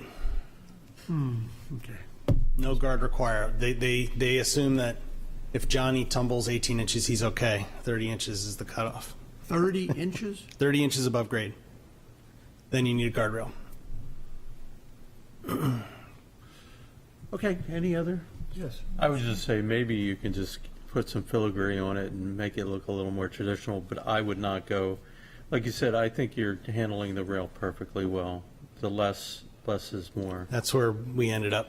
Yeah, maybe you can just, I don't know, just something to, a couple little brackets where the verticals meet the horizontal. I don't know if that Well, vibrates. yeah, it does. You get into code trouble there. So you'd have to do something that held it off of the Never mind. rail. Anyone else? It's fine. Okay, is anyone else, does anybody in the public have any comments on this project? No, there were no hands up. Very good. I'm going to close the public hearing and look for a motion. I'll move that we approve this application as presented. I don't think we have any stipulations. I didn't, but did I miss any? No, I don't think so. I'll second that. This has conservation and enhancement of property values, and I don't know, compatibility of innovative technologies with surrounding properties. I mean, really the biggest impact from this project is the addition of the ramp, which I think is pretty minimally done in this situation, so it's fairly well done. And I think in a historic district, there is actually the ramps, there's quite a bit of leeway on ramps. Okay, all those in favor of this project, say aye. Aye. And those that are against? So you have your approval. Thank you very much. You're welcome. How's everyone doing? What? Oh, it's only 8:05. Moving right along. Petition of the Gideon Walker House Trust. James H. Soames Jr., trustee, owner, for property located at 154 Maplewood Avenue, wherein permission is requested to allow exterior renovations to an existing structure, replacement of 9 windows as per plans on file in the planning department. Said property is shown on Assessor Map 124 as Lot 7 and lies within Character District 4-L1 in Historic Districts. Who here is presenting this? We have Dennis LaFauci online. Dennis, can you hear us? Yes, I can. Thank you. Dennis, who are you? My name. So I'm Dennis LaFauci. I'm the design consultant. Oh, speak into the mic, Dennis. You're fading there. You're fading. Oh, okay. I can yell into it if Yep, that'll that help. might Okay, so I'm a design consultant with Renewal by Anderson. My customer, Jim Soames, at 154 Maplewood. He has 9 existing awning windows going around the perimeter of the second floor of the home, and we are replacing them as is. 9 awning windows to be replaced as is. Sorry, you're a little bit hard to hear, Dennis, but you're replacing 9 awning windows? Yeah, there's 9 awning windows going around the second floor of the home. Can you see the And we screen are right now? Yep. Yep, so I these can. are it here? Yes. Yep. So the So previous page. There's 5 there, and then there's 4 more going around the front. Yeah, what is that? So, question is on this previous page. What's this page, Dennis, that's on the screen right now? What's this all about? Some other building. That's not the same house. No. So I'm not. I didn't send you these. All right, we'll pretend my that's office not there. Okay. Yeah. So weird, right? There's 4 other windows on the front of that home that look identical to the pictures you have on the back of the home there. Got it. That's on your screen. Oh, Right there there. it is. There they are, right there. What's wrong with the windows? What's going on? Good question. He is an architect and he wants our windows. But yeah, so we're just replacing the windows as the customer requested. This looks like a replacement in kind. It really does. Yeah. What type of windows are there now? Are they wooden windows or are they metal Correct. They're clad. currently wooden windows. Say that again? They're currently wooden windows. They are. Yeah, Okay. Yes. Yeah, they're probably getting bad on the mill pond. It's tough. And keep in mind, even if it was a replacement in kind, you can only replace one window in kind Right. as an exemption. Because what if they were all vinyl windows put in the 1970s? We wouldn't want them vinyl windows again necessarily. Yeah. That's why it's done that way. Okay. all Limited right. to one door, one window. Okay, so we are looking at this, and does anybody have any questions or comments? Anything about this project? Will there be any changes to the exterior siding on the building? No, we should be replacing everything as you see it now. And because these are awnings, the screen is on the inside. Correct. Okay. Okay. I don't see any other heartburn showing up. Okay, anybody in the public like to comment? Anybody else online? Like it. All right.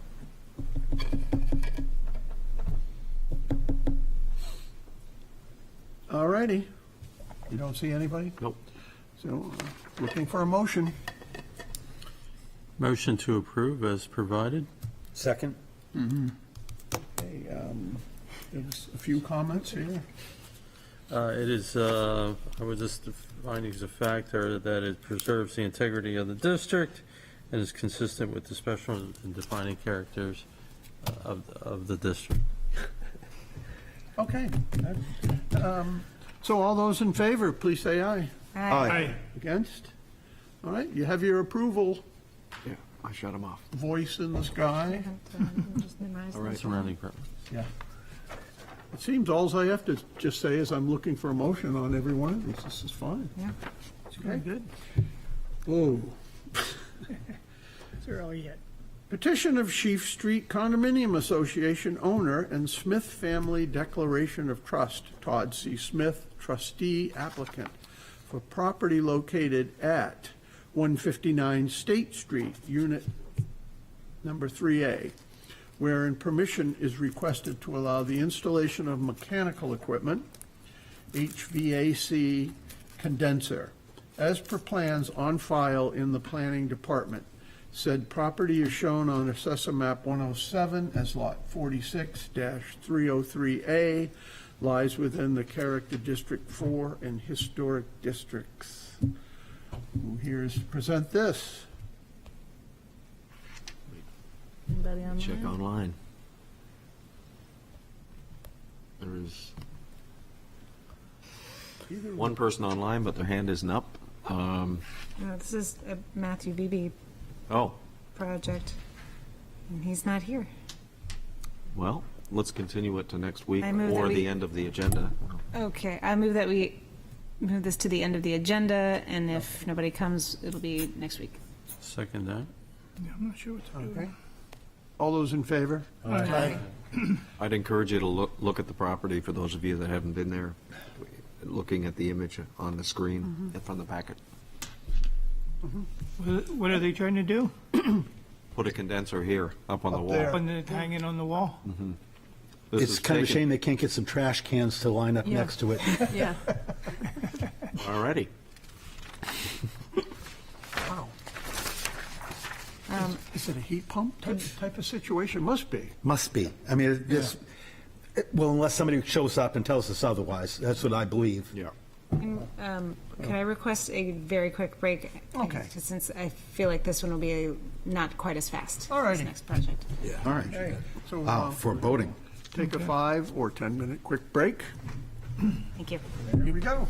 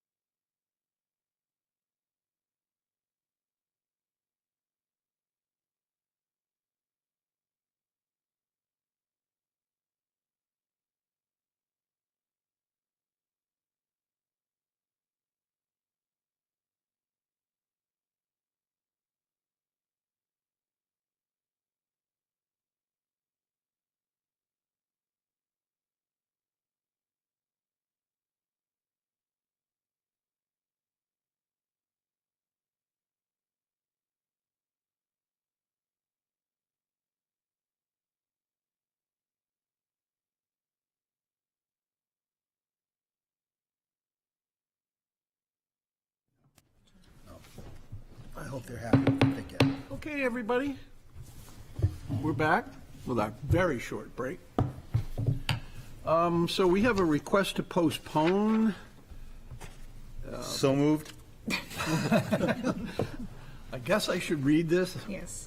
Petition of Sandra L. Smith Weiss, owner, for property located at 138 Gate Street, whereas permission is requested to allow new construction to an existing structure, add one-story rear addition with steps and landing, and exterior renovations to an existing structure, replace windows, repair or replace siding and trim, as per plans on file in the planning department.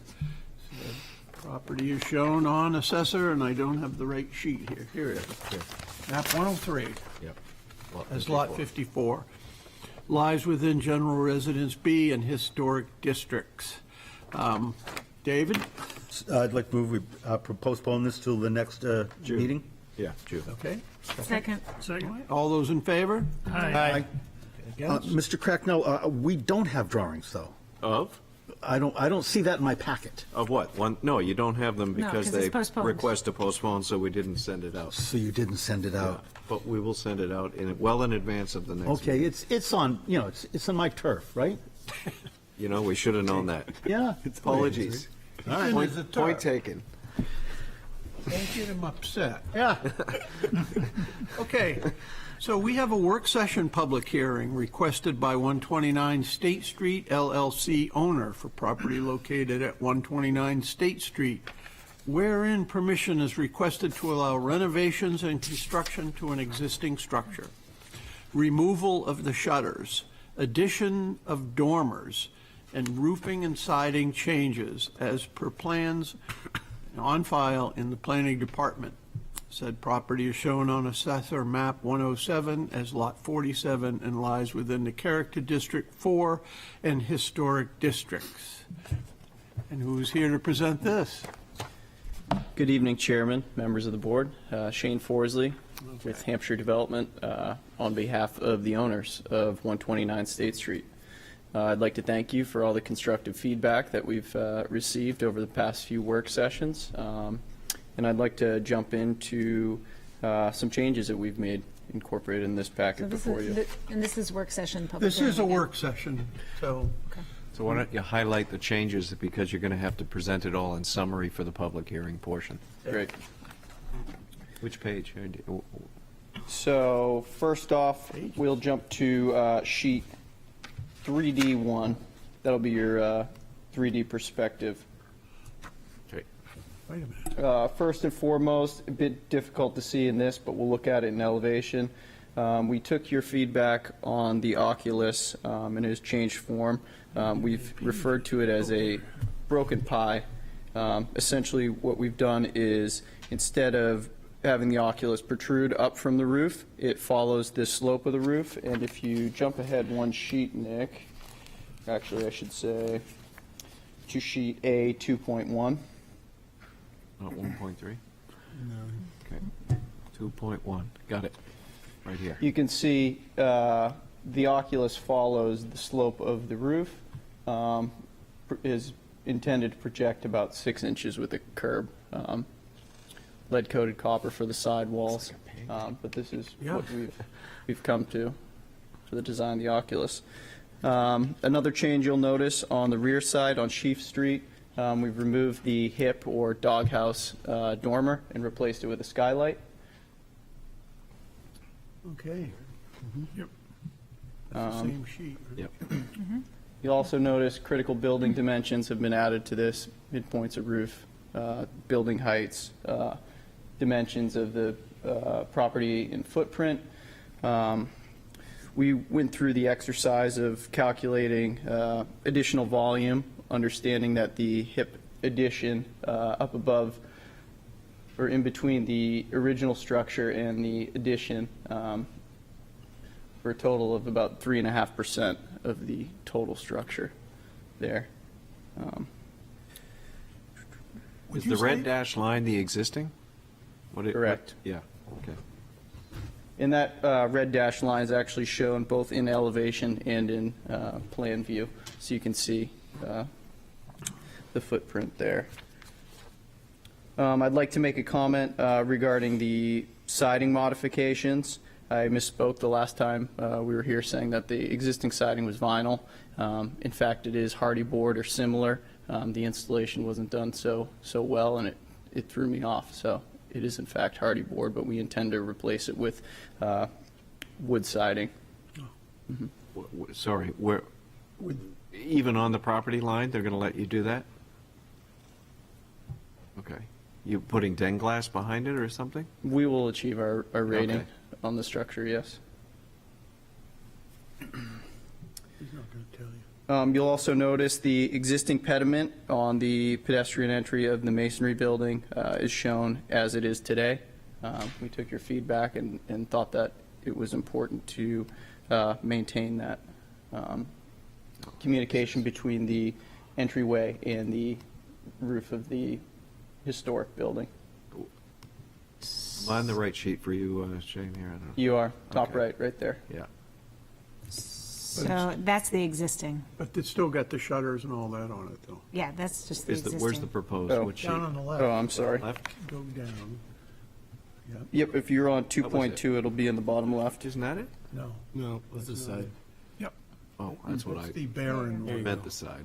There it is. All right. Okay. So that's, yeah, it just needs to be, when you present it, make sure you present that one, since it's not called out in here, that's the one you're preferring, Okay. you're presenting. Shane, what's the added dimension of the building as it moves closer to Sheaf Street? I don't see numbers on that. Oh, It's about 2 feet. 2 feet, 3, And 3 feet. Is that only the portion, can you see what's on the screen? yes. So is this moving back? This portion here is moving back from Sheaf Street? You'll see there's another red dashed line. If you move your it's on cursor the right. line. I see. So This is that the right-hand added. side is existing and will remain where the Yeah. existing is. The left-hand side is proposed to push out Got towards it. Sheaf Street.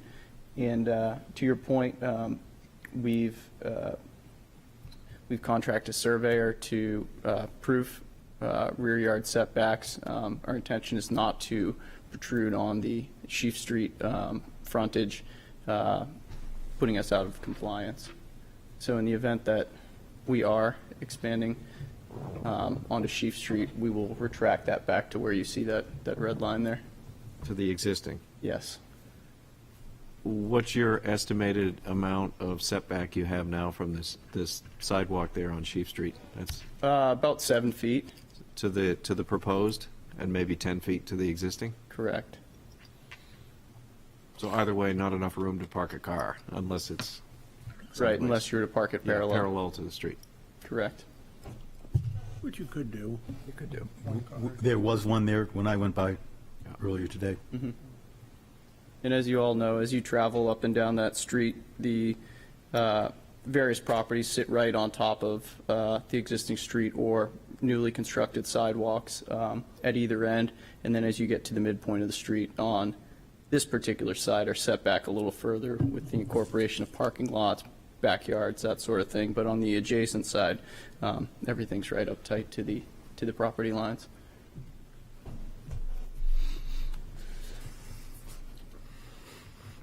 So you are putting the new limestone headers. What's the sill? The sill would also match. Are they going to have the striations in it that, or not? No, We don't intend to, no. No. That's just the horizontal, the banding. The banding on State Street, yes.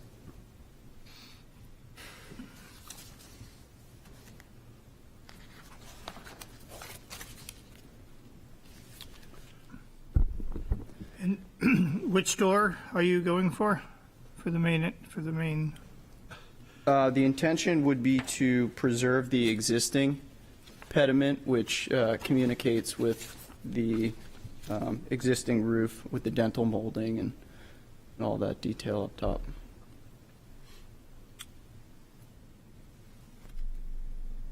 That would be detail 3 on A 2.2, or option 3, I should say.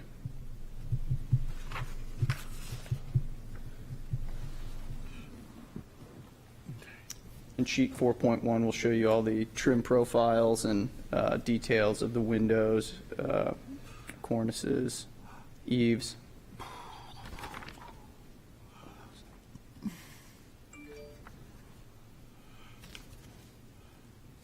So I see all these window heads are flashed in.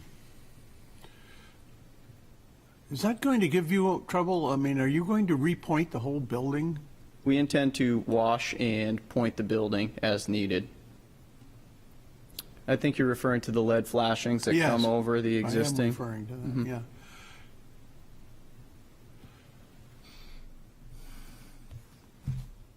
And then, You're not going to, in no manner, try to caulk it in with some sort of tube material? No. Didn't say that you were, just asked.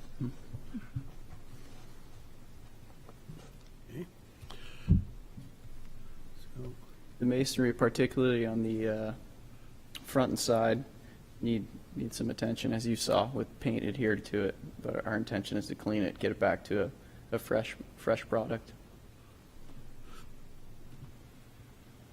To try to move the exterior of the building back to its original unpainted, form. never been painted sort of look? Correct.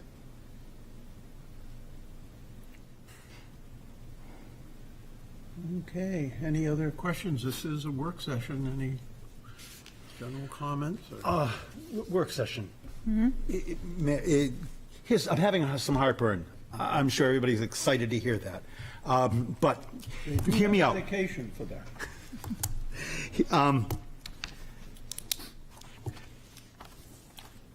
I'm having a dilemma.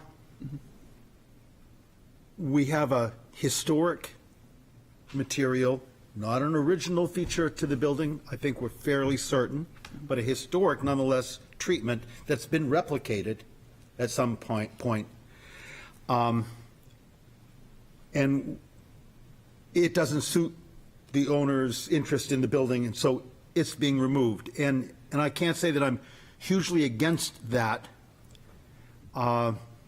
because of its added nature and the fact that your interest in the building is to make it appear more like it did when it was first built, not earlier than it was first built, but when it was first built.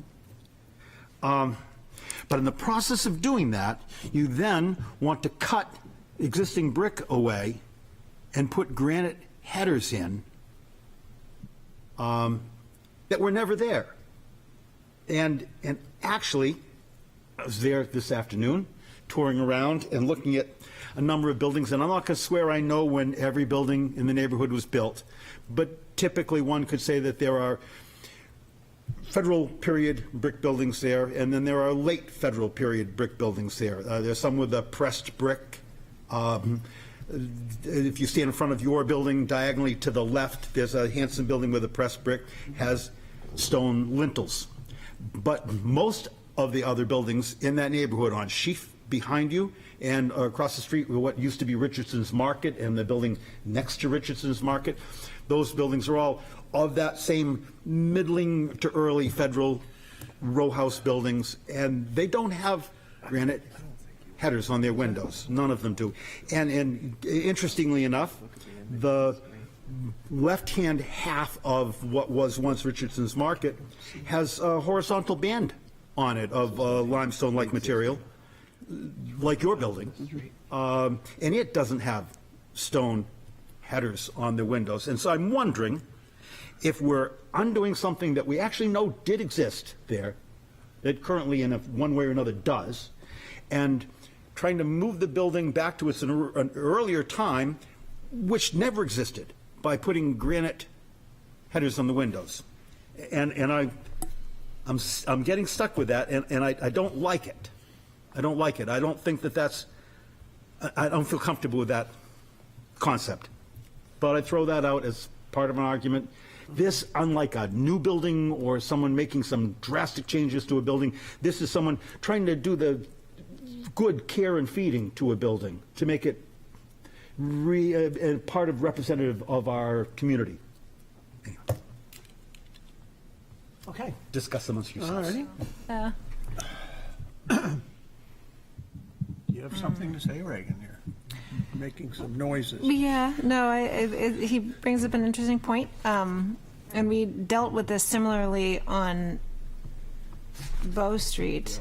Fat Belly. Fat Bellies. Or some such thing. They had to redo all of the brick because it was They went from separating. wood to granite. And so when they did that, when they redid the whole thing, they did put in granite headers and sills because it was wood previously. And the idea was really just longevity, to give it better structure. And it now looks like there are new granite headers and sills and everything, but at that point, I don't think anybody had any major heartburn over it because it still was consistent with a lot of the surrounding buildings and maybe not particular to that specific building, but it was fit in sort of with the historic language of the materials surrounding it. Were you suggesting that, I was playing with the model again. Oh, yeah. I'm just curious, were you suggesting that a wood sill would be more appropriate? Speaking of the headers. Yeah. And I was just, my point was that I went over specifically this afternoon to count, see how many buildings had stone headers and how many didn't.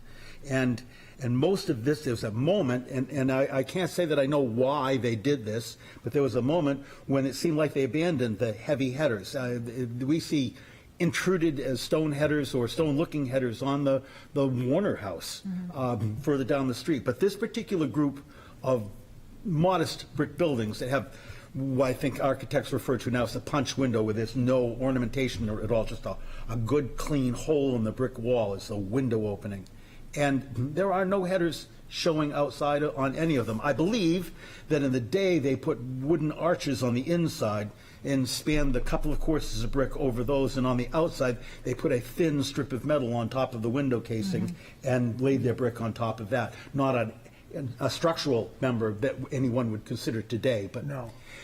But this just seems like we're moving this building out of its time, and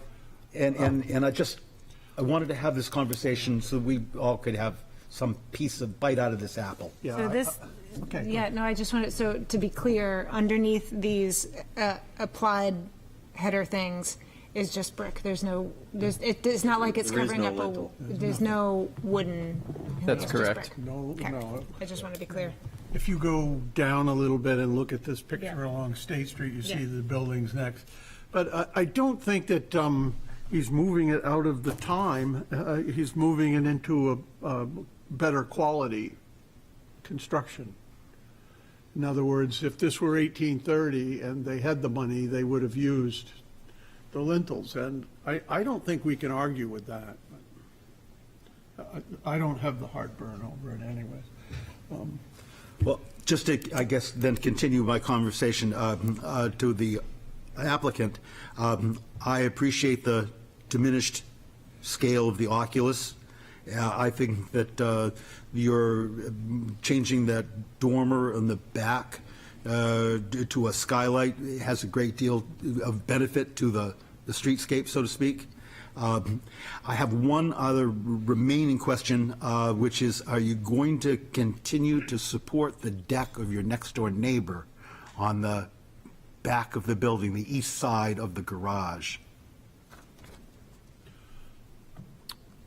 That's a good question. I'll have to investigate that a bit further to give you a good answer. Can you explain that, David? The only explanation I have is I think that Jay Smith owned both buildings at one time. Okay. And I think that the deck, it's not shown in any of his drawings. So I don't think he's anticipating what's going to happen. Is it But in terms of screwed fire into the side code, of his building? that's what it looks like. In terms of fire code, it's Can you show me where that is? Do you have the ability to bring it I'm up? working on it. Okay. As usual. Do you have a mouse that works? I mean, it doesn't I wish I affect could blame your it on that. design in general, but it does add a probably would fire help code with the 3D complication model. to your project. Dave, you see where it connects? It's on the left, if you could see there, on further left. Yeah.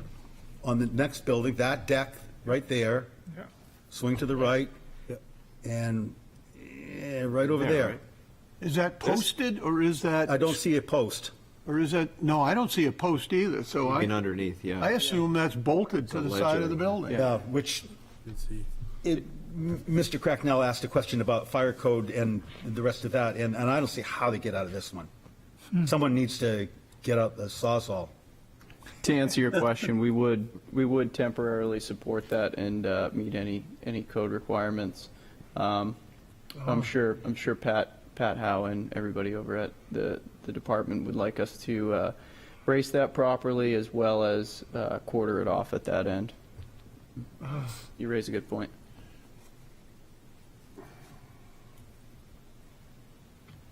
You made a very troublesome point there, Davis.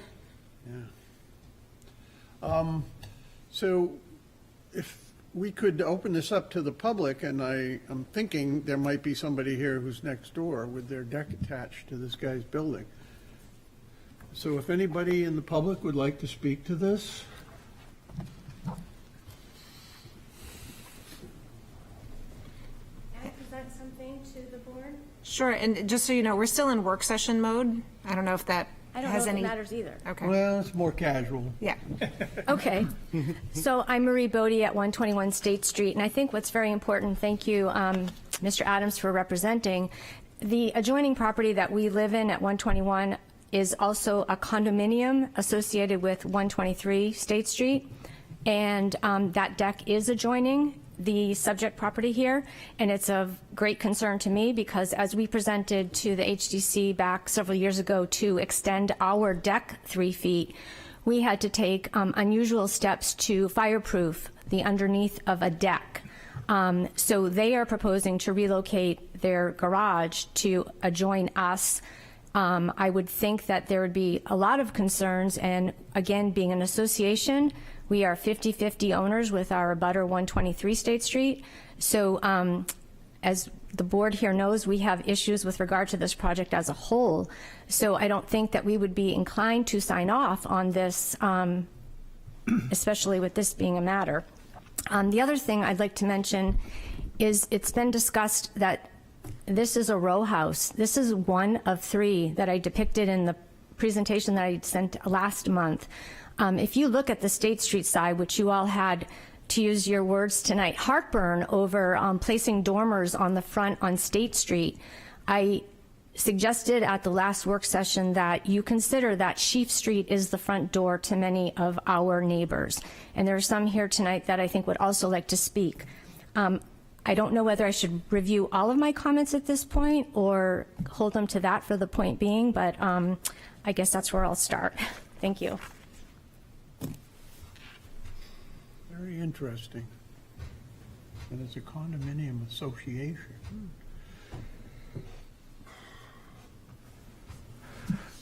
Good evening. Good evening. My name is Jonathan Sobel. I live at 49 Sheaf Street, which is directly across the street from the subject property.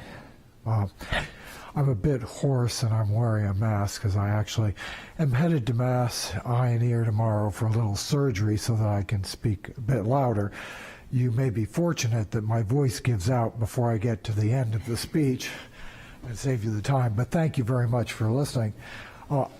I submitted a letter to address many of these issues, and I wanted to perhaps focus a little bit on the fact that this is one of the few row houses that was built in this section of town after the Great Fire of 1813, and it has great historical importance, as do the row houses further down on Sheaf Street.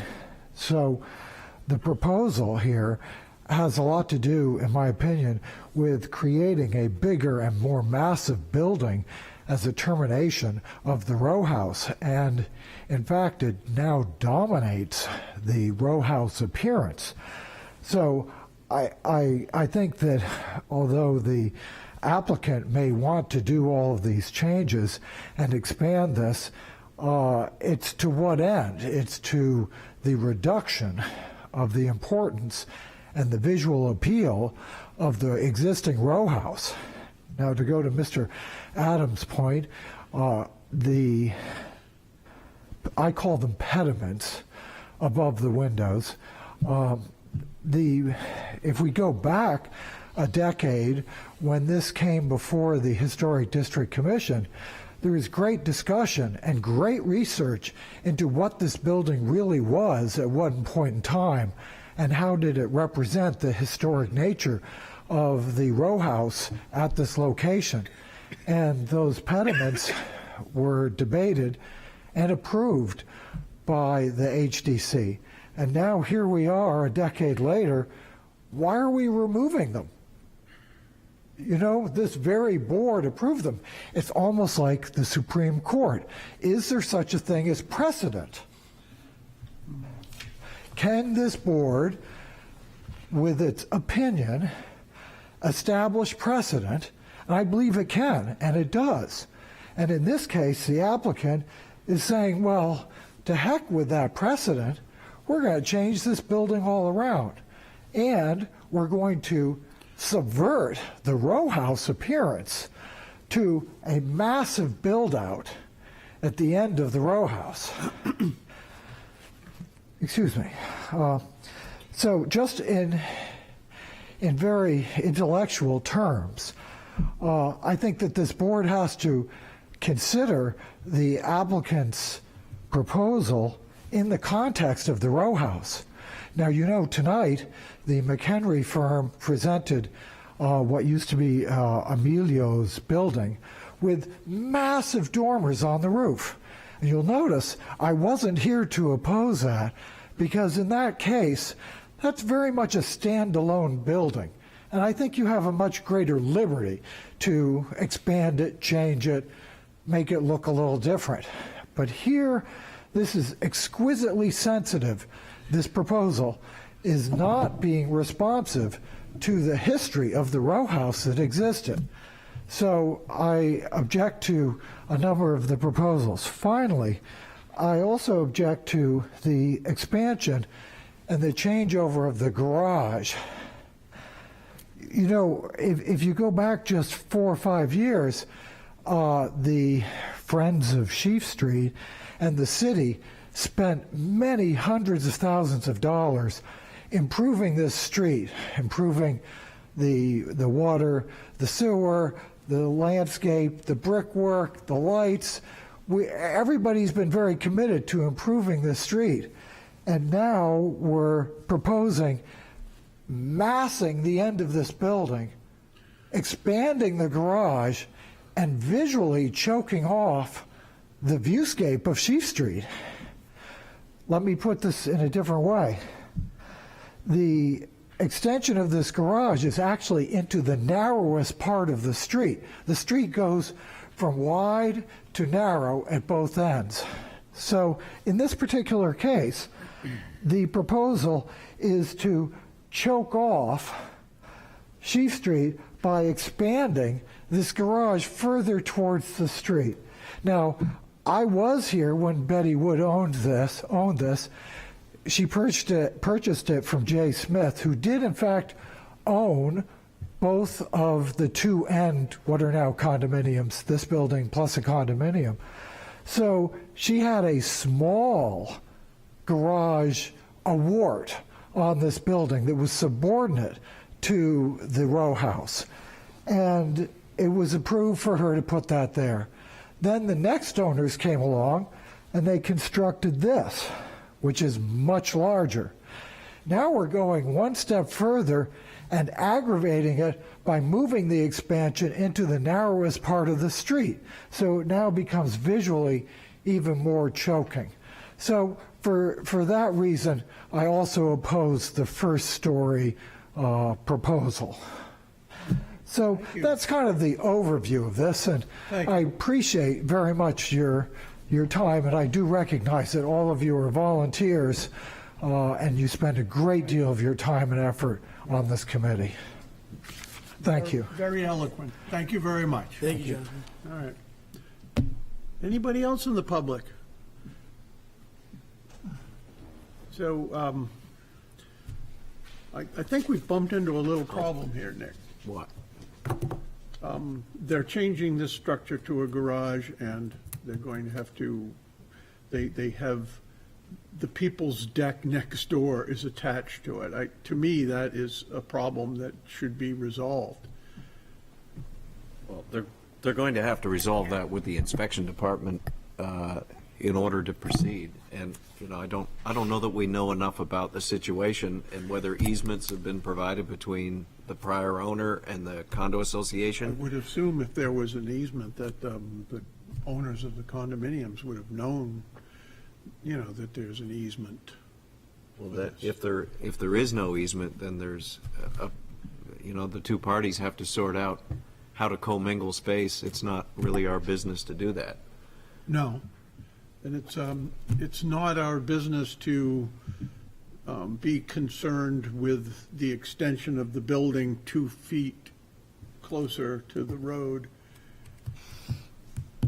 Well, Either. I don't know about that. That's massing, that's all right. It is massive. Yeah. I It think is you have massive. jurisdiction on that. Okay. Nick, I know you worked hard to get that, but could we take a look at the plan view that shows the dashed line of Yeah. existing versus proposed?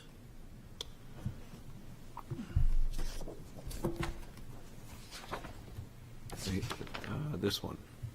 Do you have a plan view? Oh, plan view, sorry. Which page is the plan view? A1.1 will show you.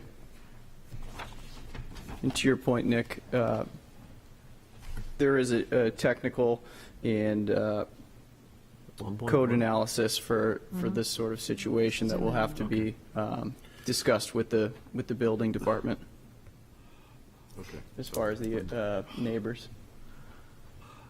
the abutting property. Do you know This one, right? So that one has the red line where it was. This is where the existing And is where they're here. extending The it. diagram? 3 feet. No. So it looks like 3 feet, yeah. Correct. Yeah. I never got the corporate distribution. Oh, you had to download it. Here, you can And look I at it. know And if you jump ahead, Nick, one more page to A1.2, it'll show the roof lines in plan view as well. So what would happen, I'm guessing, just before I do that, is if you had mentioned earlier, if there was a problem, or these folks want the building to remain within the existing plane, I'm guessing that half bath would disappear in order to support 2 cars.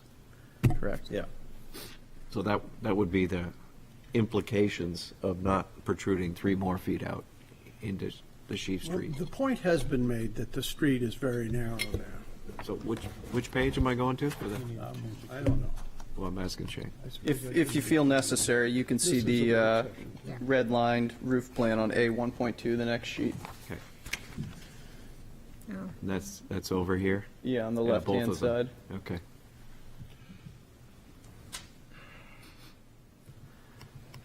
Okay, looking for some voices here. Marco. Margot, I'm sorry, Margot. That's okay. I find this project very difficult to opine on. I find David's comments very interesting. I find the comments from the public also interesting with regard to the amount of research and work that was done on the things that were added. But that was obviously before my time, but I find David's comments worthy of some consideration.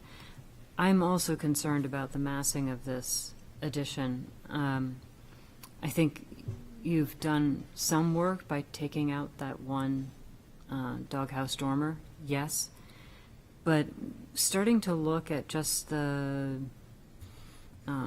comparison of the scale between the row house and the addition, and thinking about our guidelines and how it's supposed to be subservient to the main house, it's really sort of pushing the envelope, I have to think, of the difference between where's the main house and where's the subservient house. So I'm going to have a very hard time making up my mind about this, honestly. Any other comments? Yeah, I have a question. You're not asking for a variance. You're not in the setbacks or anything when it comes to Shafe Street. It's a central business, then, So, whatever it's called. I usually use that as my guideline for what's overstepping the line, and it sounds like you're not. No. So, and some of our early discussions about the lintels and all that, the notion that I got early on was that the lintels weren't original. They were somebody's whim to add them. In history, Yeah. you mean? Yeah, the wood decorative caps over the windows. And so that I was comfortable with the idea that they could be removed, and I am now. So I know there's some talk about choking off the street. I don't see it choking off of the street. I don't see extreme measures. I see, you're expanding a little bit, and there's some logic behind why you're expanding. So for that reason, I could support what is going forward. Okay. Realizing that we are still in a work session Yeah. here, unless you want to get out of it. Dan. Dan, excuse me. I just wanted to add and support Ryan on the pediment or the window treatments. If we're trying to bring this back, if we're talking about row houses, I think bringing it back to this form makes it look like one continuous row house as opposed to this house with its fancy pediments on it. So I don't see that as a big change. I think it's a good change. Yeah. And you kind of mulling over what David had brought up about taking the pediments off but inserting the stone, it's a valid point. And for some reason, and I apologize because I had for some reason thought that there was like a wood lintel underneath, and which would totally, I thought, be improved by replacing with stone. But if it's just brick and it's continuous with the rest, I mean, this building is set apart. It's not completely like the rest of the row house because it has the stone banding on it, which is different. But if it's, but I agree. If we're going to remove these like applied headers to bring it back to an earlier look, then I think we have to just keep the brick opening that it is. And I'm assuming it's just a wood sill is what's there now. And, fine, replace the sills, improve those.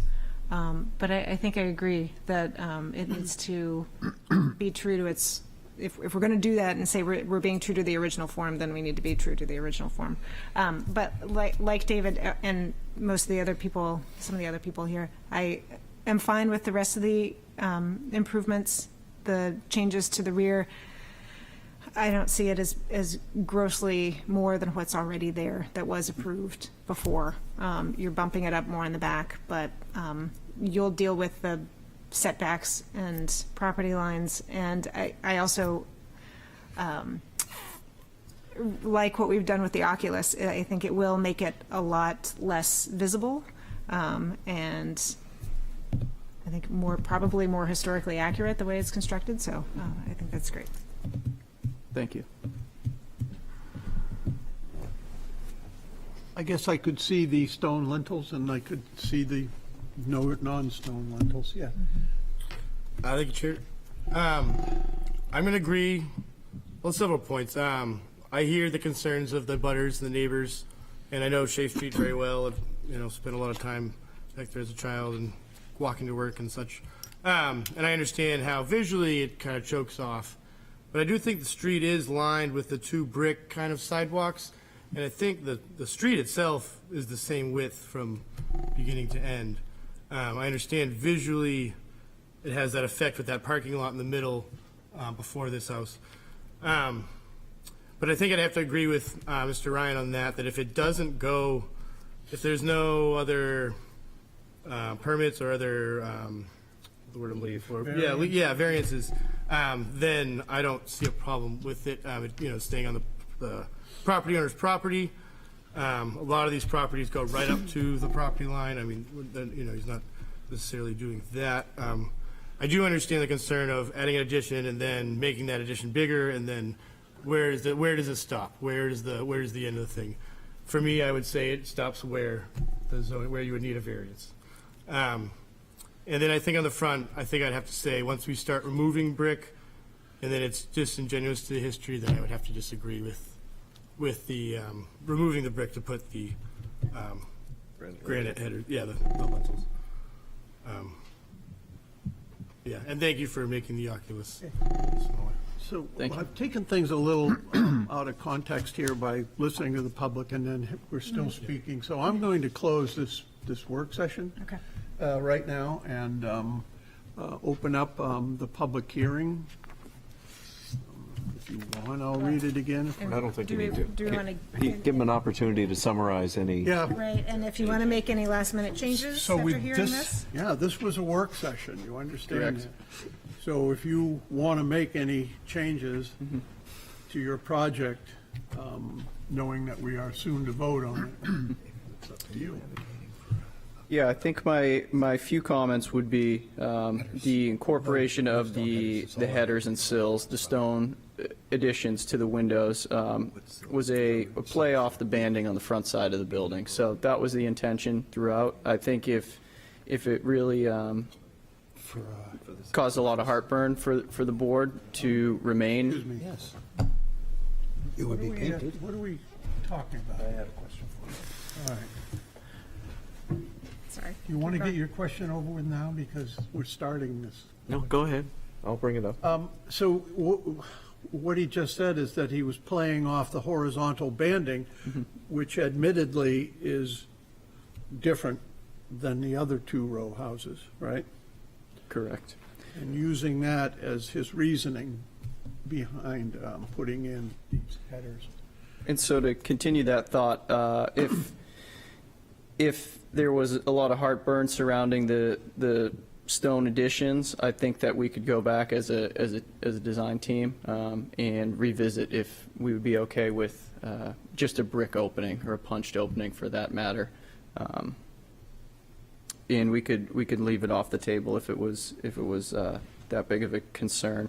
And then as far as all the technical items, as I said before, obviously we've got review and some meeting with the building department as well as some of the life safety departments to work out the details of, buildings butted right up to buildings, zero lot line construction. It's all things that we deal with in the city on a regular basis. So I'm sure we can work it out and overcome those things.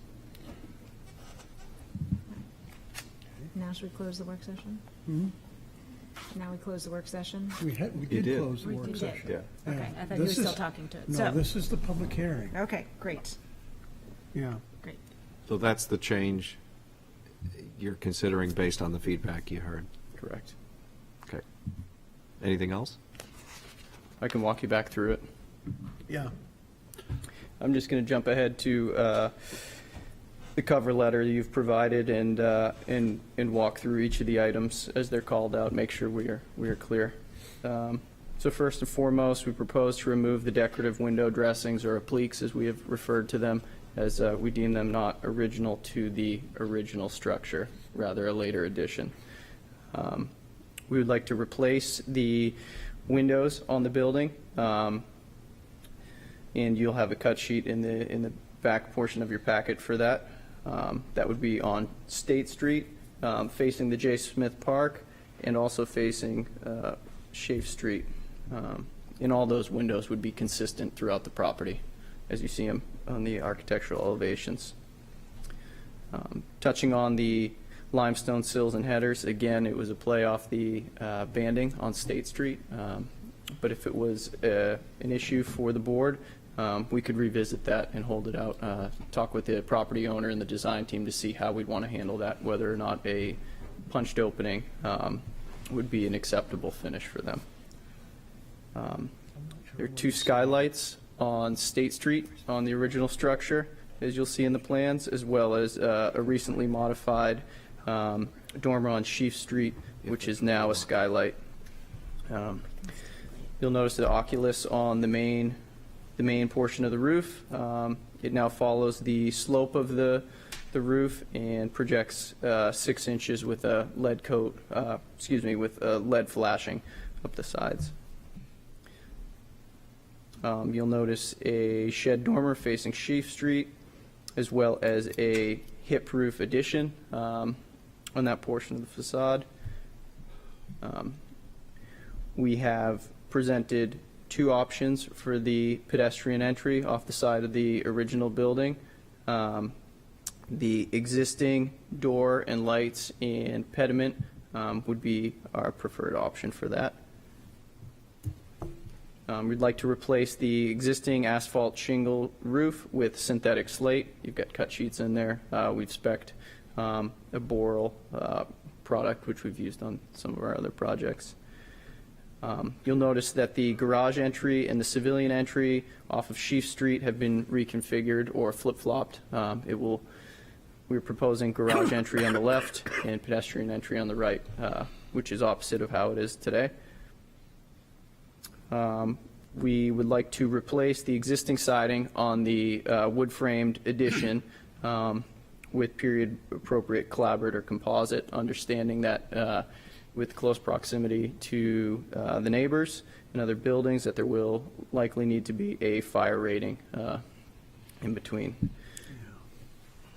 You'll notice there are exterior lights above both the garage entries and the balcony on the second floor of the addition, I'm calling it. And we propose to clean up the masonry, so wash, point, clean up the masonry back to its original form as the original building was constructed.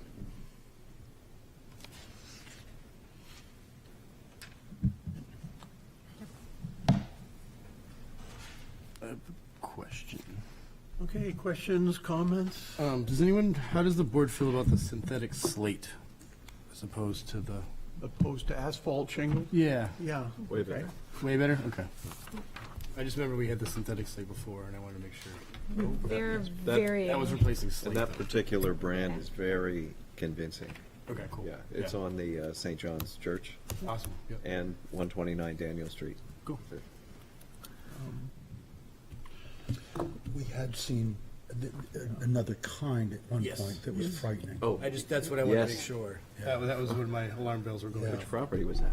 That was the, That was the alarm bell? front and center next to the mansion. It's like this thing. Oh, yeah, Captain Thompson House. Yeah. Oh, I don't know where they found the stuff. don't I've never either. seen it in the wild. In the That was world. all, yeah. So Yeah. I just want to make sure we Oh, covered. good thought. I spent some time looking at the things. I think we're that comfortable. the Captain Thompson house, that you could buy that at Ocean State Job Lot. Whoa, didn't hear that one. Yeah. Is there any other comments?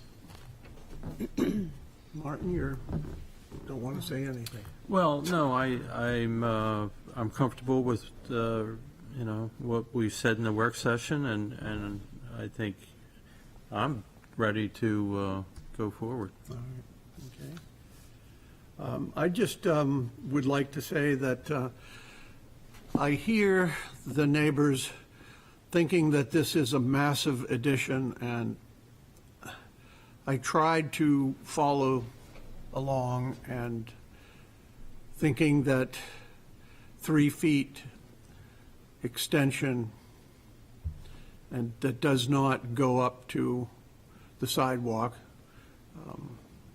I can't see it as a massive addition. So I tried to look at it in using that idea, but I can't follow up on it. So I'm a little disappointed that we have all, or a lot of us have listened to Mr. Adams' argument, but I'm not sure I wanted to see granite. I would, if it had been limestone, similar to the horizontal banding. I think the one thing I want to say to... It is. It was, yeah. It was limestone. It is limestone. Yeah. Yeah, I'm all for the limestone. All right. But we've taken that out. It's been mentioned to take it out. Yeah, he's prepared to, but he doesn't. I mean, we haven't, You haven't taken it out yet. Keep talking.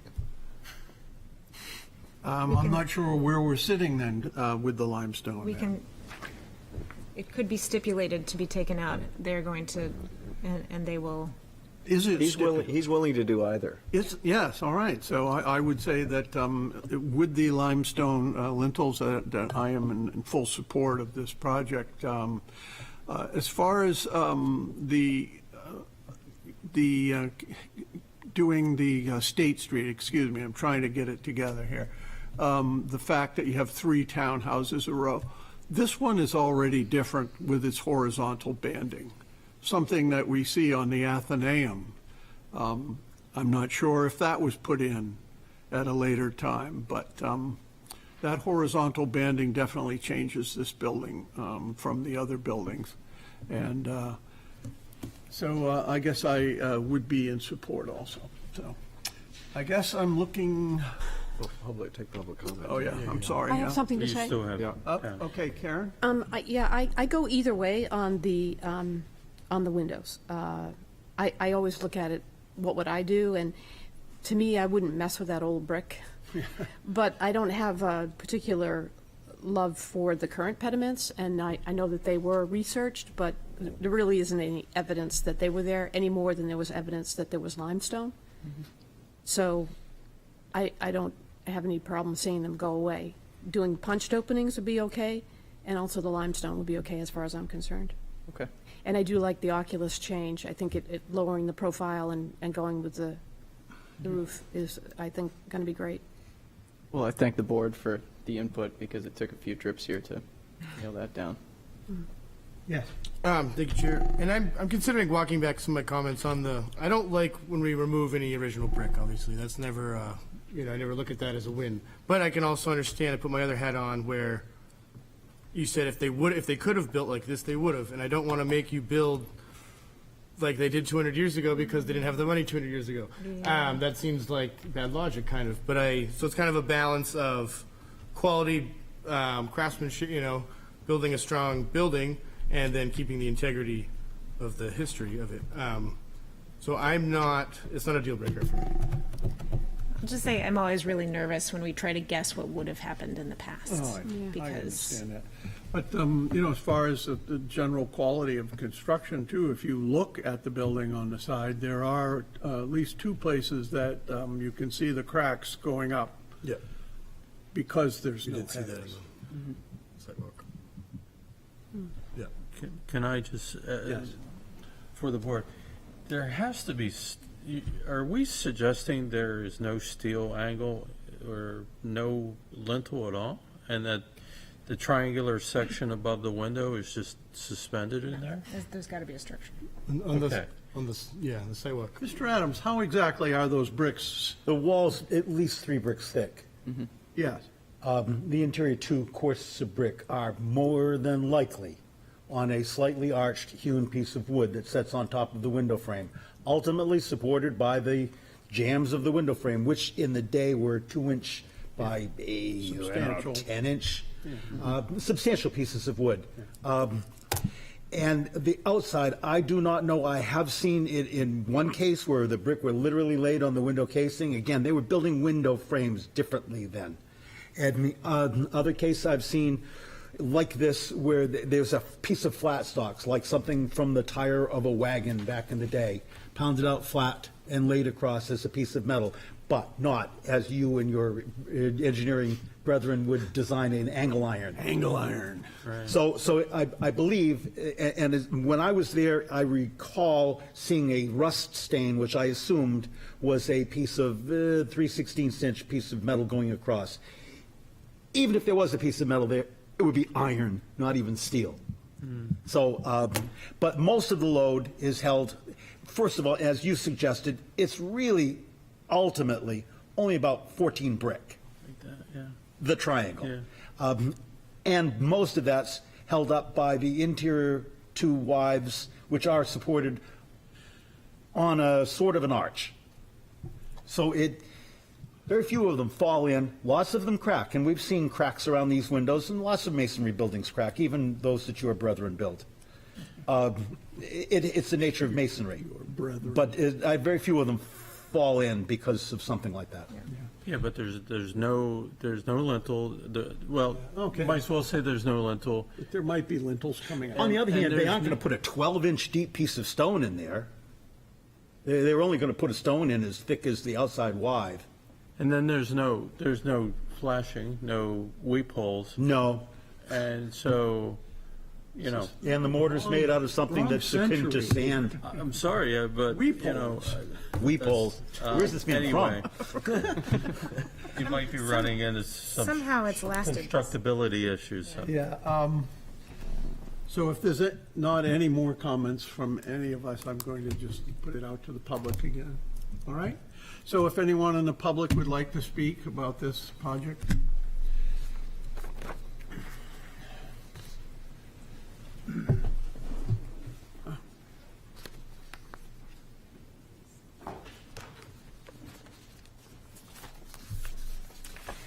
Good evening again, Marie Bodie, 121 State Street. I'm not going to belabor this. I can see that the writing's probably on the wall, but I do just want to state that with all of the materials that have been submitted, it's kind of surprising to me that they have added this ridge skylight that I don't recall having ever seen, even in the applicant's own skylight study. There's nothing that in our neighborhood in downtown that I'm aware of that has that. Also, you have basically seemingly approved this, what I'm calling an eyebrow shape oculus window without any cut sheets, so we don't know what the material is. We don't know what the provider manufacturer is. The only ones that have been isolated in their plans are the State Street one and the one that already, or I think that they've replaced the dog shed dormer with. So I'm not convinced how you all can vote on that without having seen what the materials are. Earlier this evening, I watched the program from home. You all had comments, or some of you had comments regarding the project that Jonathan Sobel spoke of on Daniel Street in regards to what the garage doors were going to look like. I haven't seen anything represented in the plans regarding that, nor the door that's going to face Sheaf Street. Lastly, I guess I would say, I have to refer to my notes, sorry. The roofing material that is being cited in that plan that you see, the aerial photo, I am concerned, although I understand that everyone would prefer a slate roof. We do have an abutting situation, and I don't know how the transition will affect them having a slate, whatever type roof, and our having asphalt. So as you consider massing, I reiterate that it's rather upsetting that in all of the submissions thus far, there has never been an a westerly view looking east down Sheaf Street, which I think the whole massing situation may have come up sooner. I think some of our abutters and neighbors would have been at the hearing. All we see are the pretty renderings that depict it straight on and from our angle point from our deck. So I may just have wasted my breath and some more of your time, but I appreciate you listening. And I do, by the way, Member Blaylock, have a copy of the easement that is in recording at the deed that does not speak to, in any way, shape, or form, them having access to our property for the deck access. So thank you very much. Thank you. Yeah, thank you. So we have a stipulation about the garage door, I guess Nick has written down. Yeah, that we need to come back. Yes. Yeah, I think, and maybe, I'm just trying to look for the detail on the oculus. That does seem like an important enough element to be detailed before it's approved as a stipulation, but that's just my opinion. Yeah. And I would be curious how the faux slate gets weaved into the asphalt. It wouldn't be weaved in, there would be a definite end yeah. to the asphalt. And then it would start slate, it wouldn't. So I'm curious how that's done. Yeah. Yeah. And this side of the buildings are on. So that's another stipulation. Yeah. Mr. Sabel. Yes, thank you. I will be brief. I wholeheartedly agree with Ms. Bodie. Excuse me. I'm not sure that the committee has all of the materials. I don't think we do. The 2 points that I'd like to address is that I was actually at the HDC when they considered the last rendition of this building. And the research in the pediments over these windows is that, and I can attest to this, you could see the outline of the previous pediment and the drill holes into the brick and the mortar where they had fixed them there. So no one knows when they showed up, but it was some decades before that they had been put on there. So I think that the decision of the historic district to allow them to restore those was appropriate and reasonable. And once again, do we have double jeopardy here, whereby a historic district commission researches and approves, and the public approves, and it's done, and here we are 20 years later, and we're tearing them off. It does not make sense to me. The second point that I wanted to make was about massing, and it has to do with the garage addition. And I think the comment was made that the garage, at what point do you say it's too far? And the reference was to the ordinance. And I'm not sure what the ordinance is, but I thought that they had enacted in CBD4 a 5-foot rear setback. So that's just a question for the applicant. I don't know the answer, actually. But the point that I would make is that this wart started off with J. Smith and Betty Woods, and then it grew again with the previous owner. And now it's growing another 3 feet. And so for this committee, in my opinion, to say, well, whatever the ordinance is the rule, I think that's not correct thinking. I believe that the better way to look at this is visually, what does this enlargement create in terms of massing relative to the structure itself? And this garage becomes more and more dominant. Every 10 years it gets bigger. And the point that I'm making is that the garage is now no longer subordinate to the row house. It's a whole structure unto itself. So my objection is that the massing is too big, and the massing actually has occurred over a number of decades, approved by various boards. And that the point at which we say, hey, it's too big, is when it really visually does look too big. And I think that that is what is being presented at this point. So that's it. Thank you very much. You're welcome. Thank you. All right. Nick, is there anyone online that...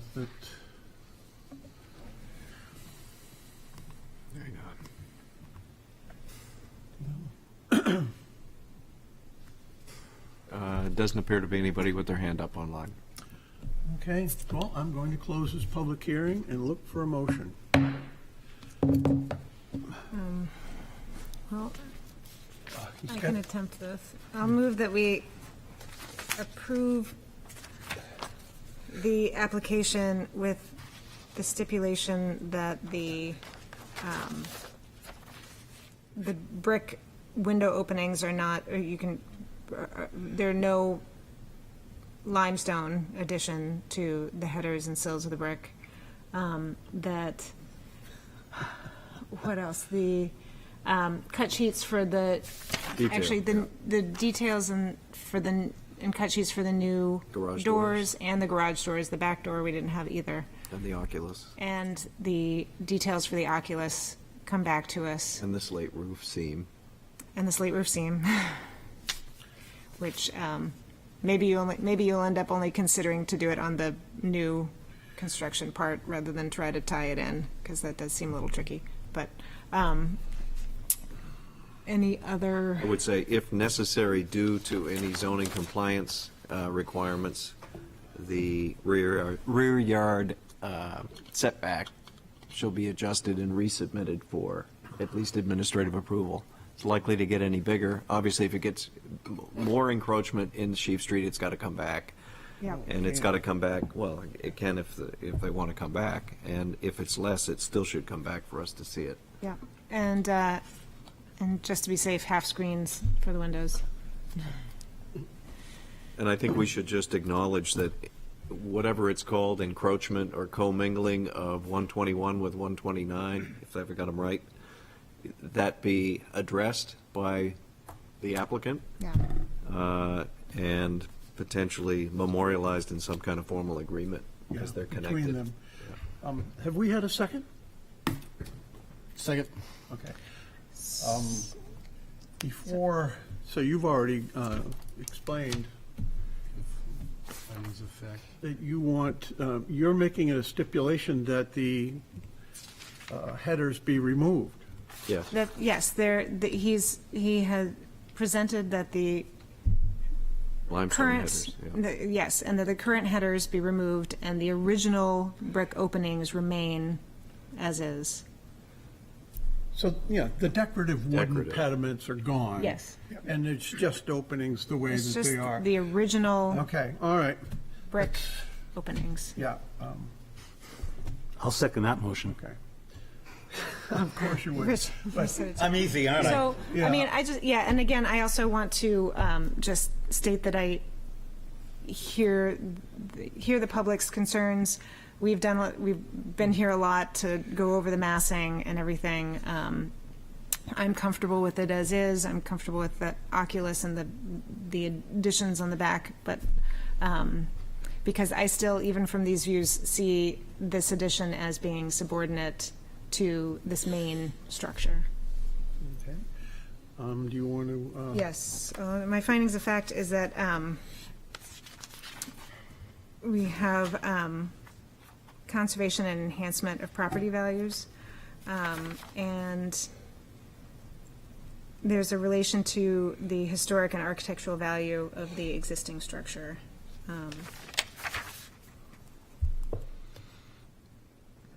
Okay. I would just like to make the comment that in the future, if this is a deal breaker for Mr. Doyle, the limestone header, that you certainly could come back with just that and try again, because there was a lot of mixture on the board. Sure. And Or you that's can- all I'm going You to can say. vote against my motion. Well, unfortunately, voting against your motion at this point puts the whole thing to bed, so we really can't. I mean, Can we amend it? Can we amend our motion? well, we certainly could, I guess. We could amend it, but I'm not sure where this is heading. There's a certain support. The thing is that if we leave the windows the way that they are with the wood decorative trim removed, at least we're in good standing. And then if we decide to vote in the future to allow these limestone Sure. headers, we can do that. Sure. So we haven't done any damage. We've done no damage by what we're voting on right now. All I'm trying to do is do no Okay. harm. No, I understand. And I would also like to say concerning these wooden pediments that were put on in 1860s or 70s, this building at one point was turned into a hotel. I figure that's when they were.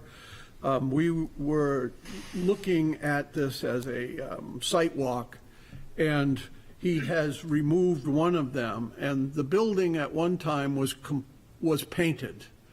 The bricks were painted a tan color, and lo and behold, that tan color went right down behind those. Those were put on after the building was painted.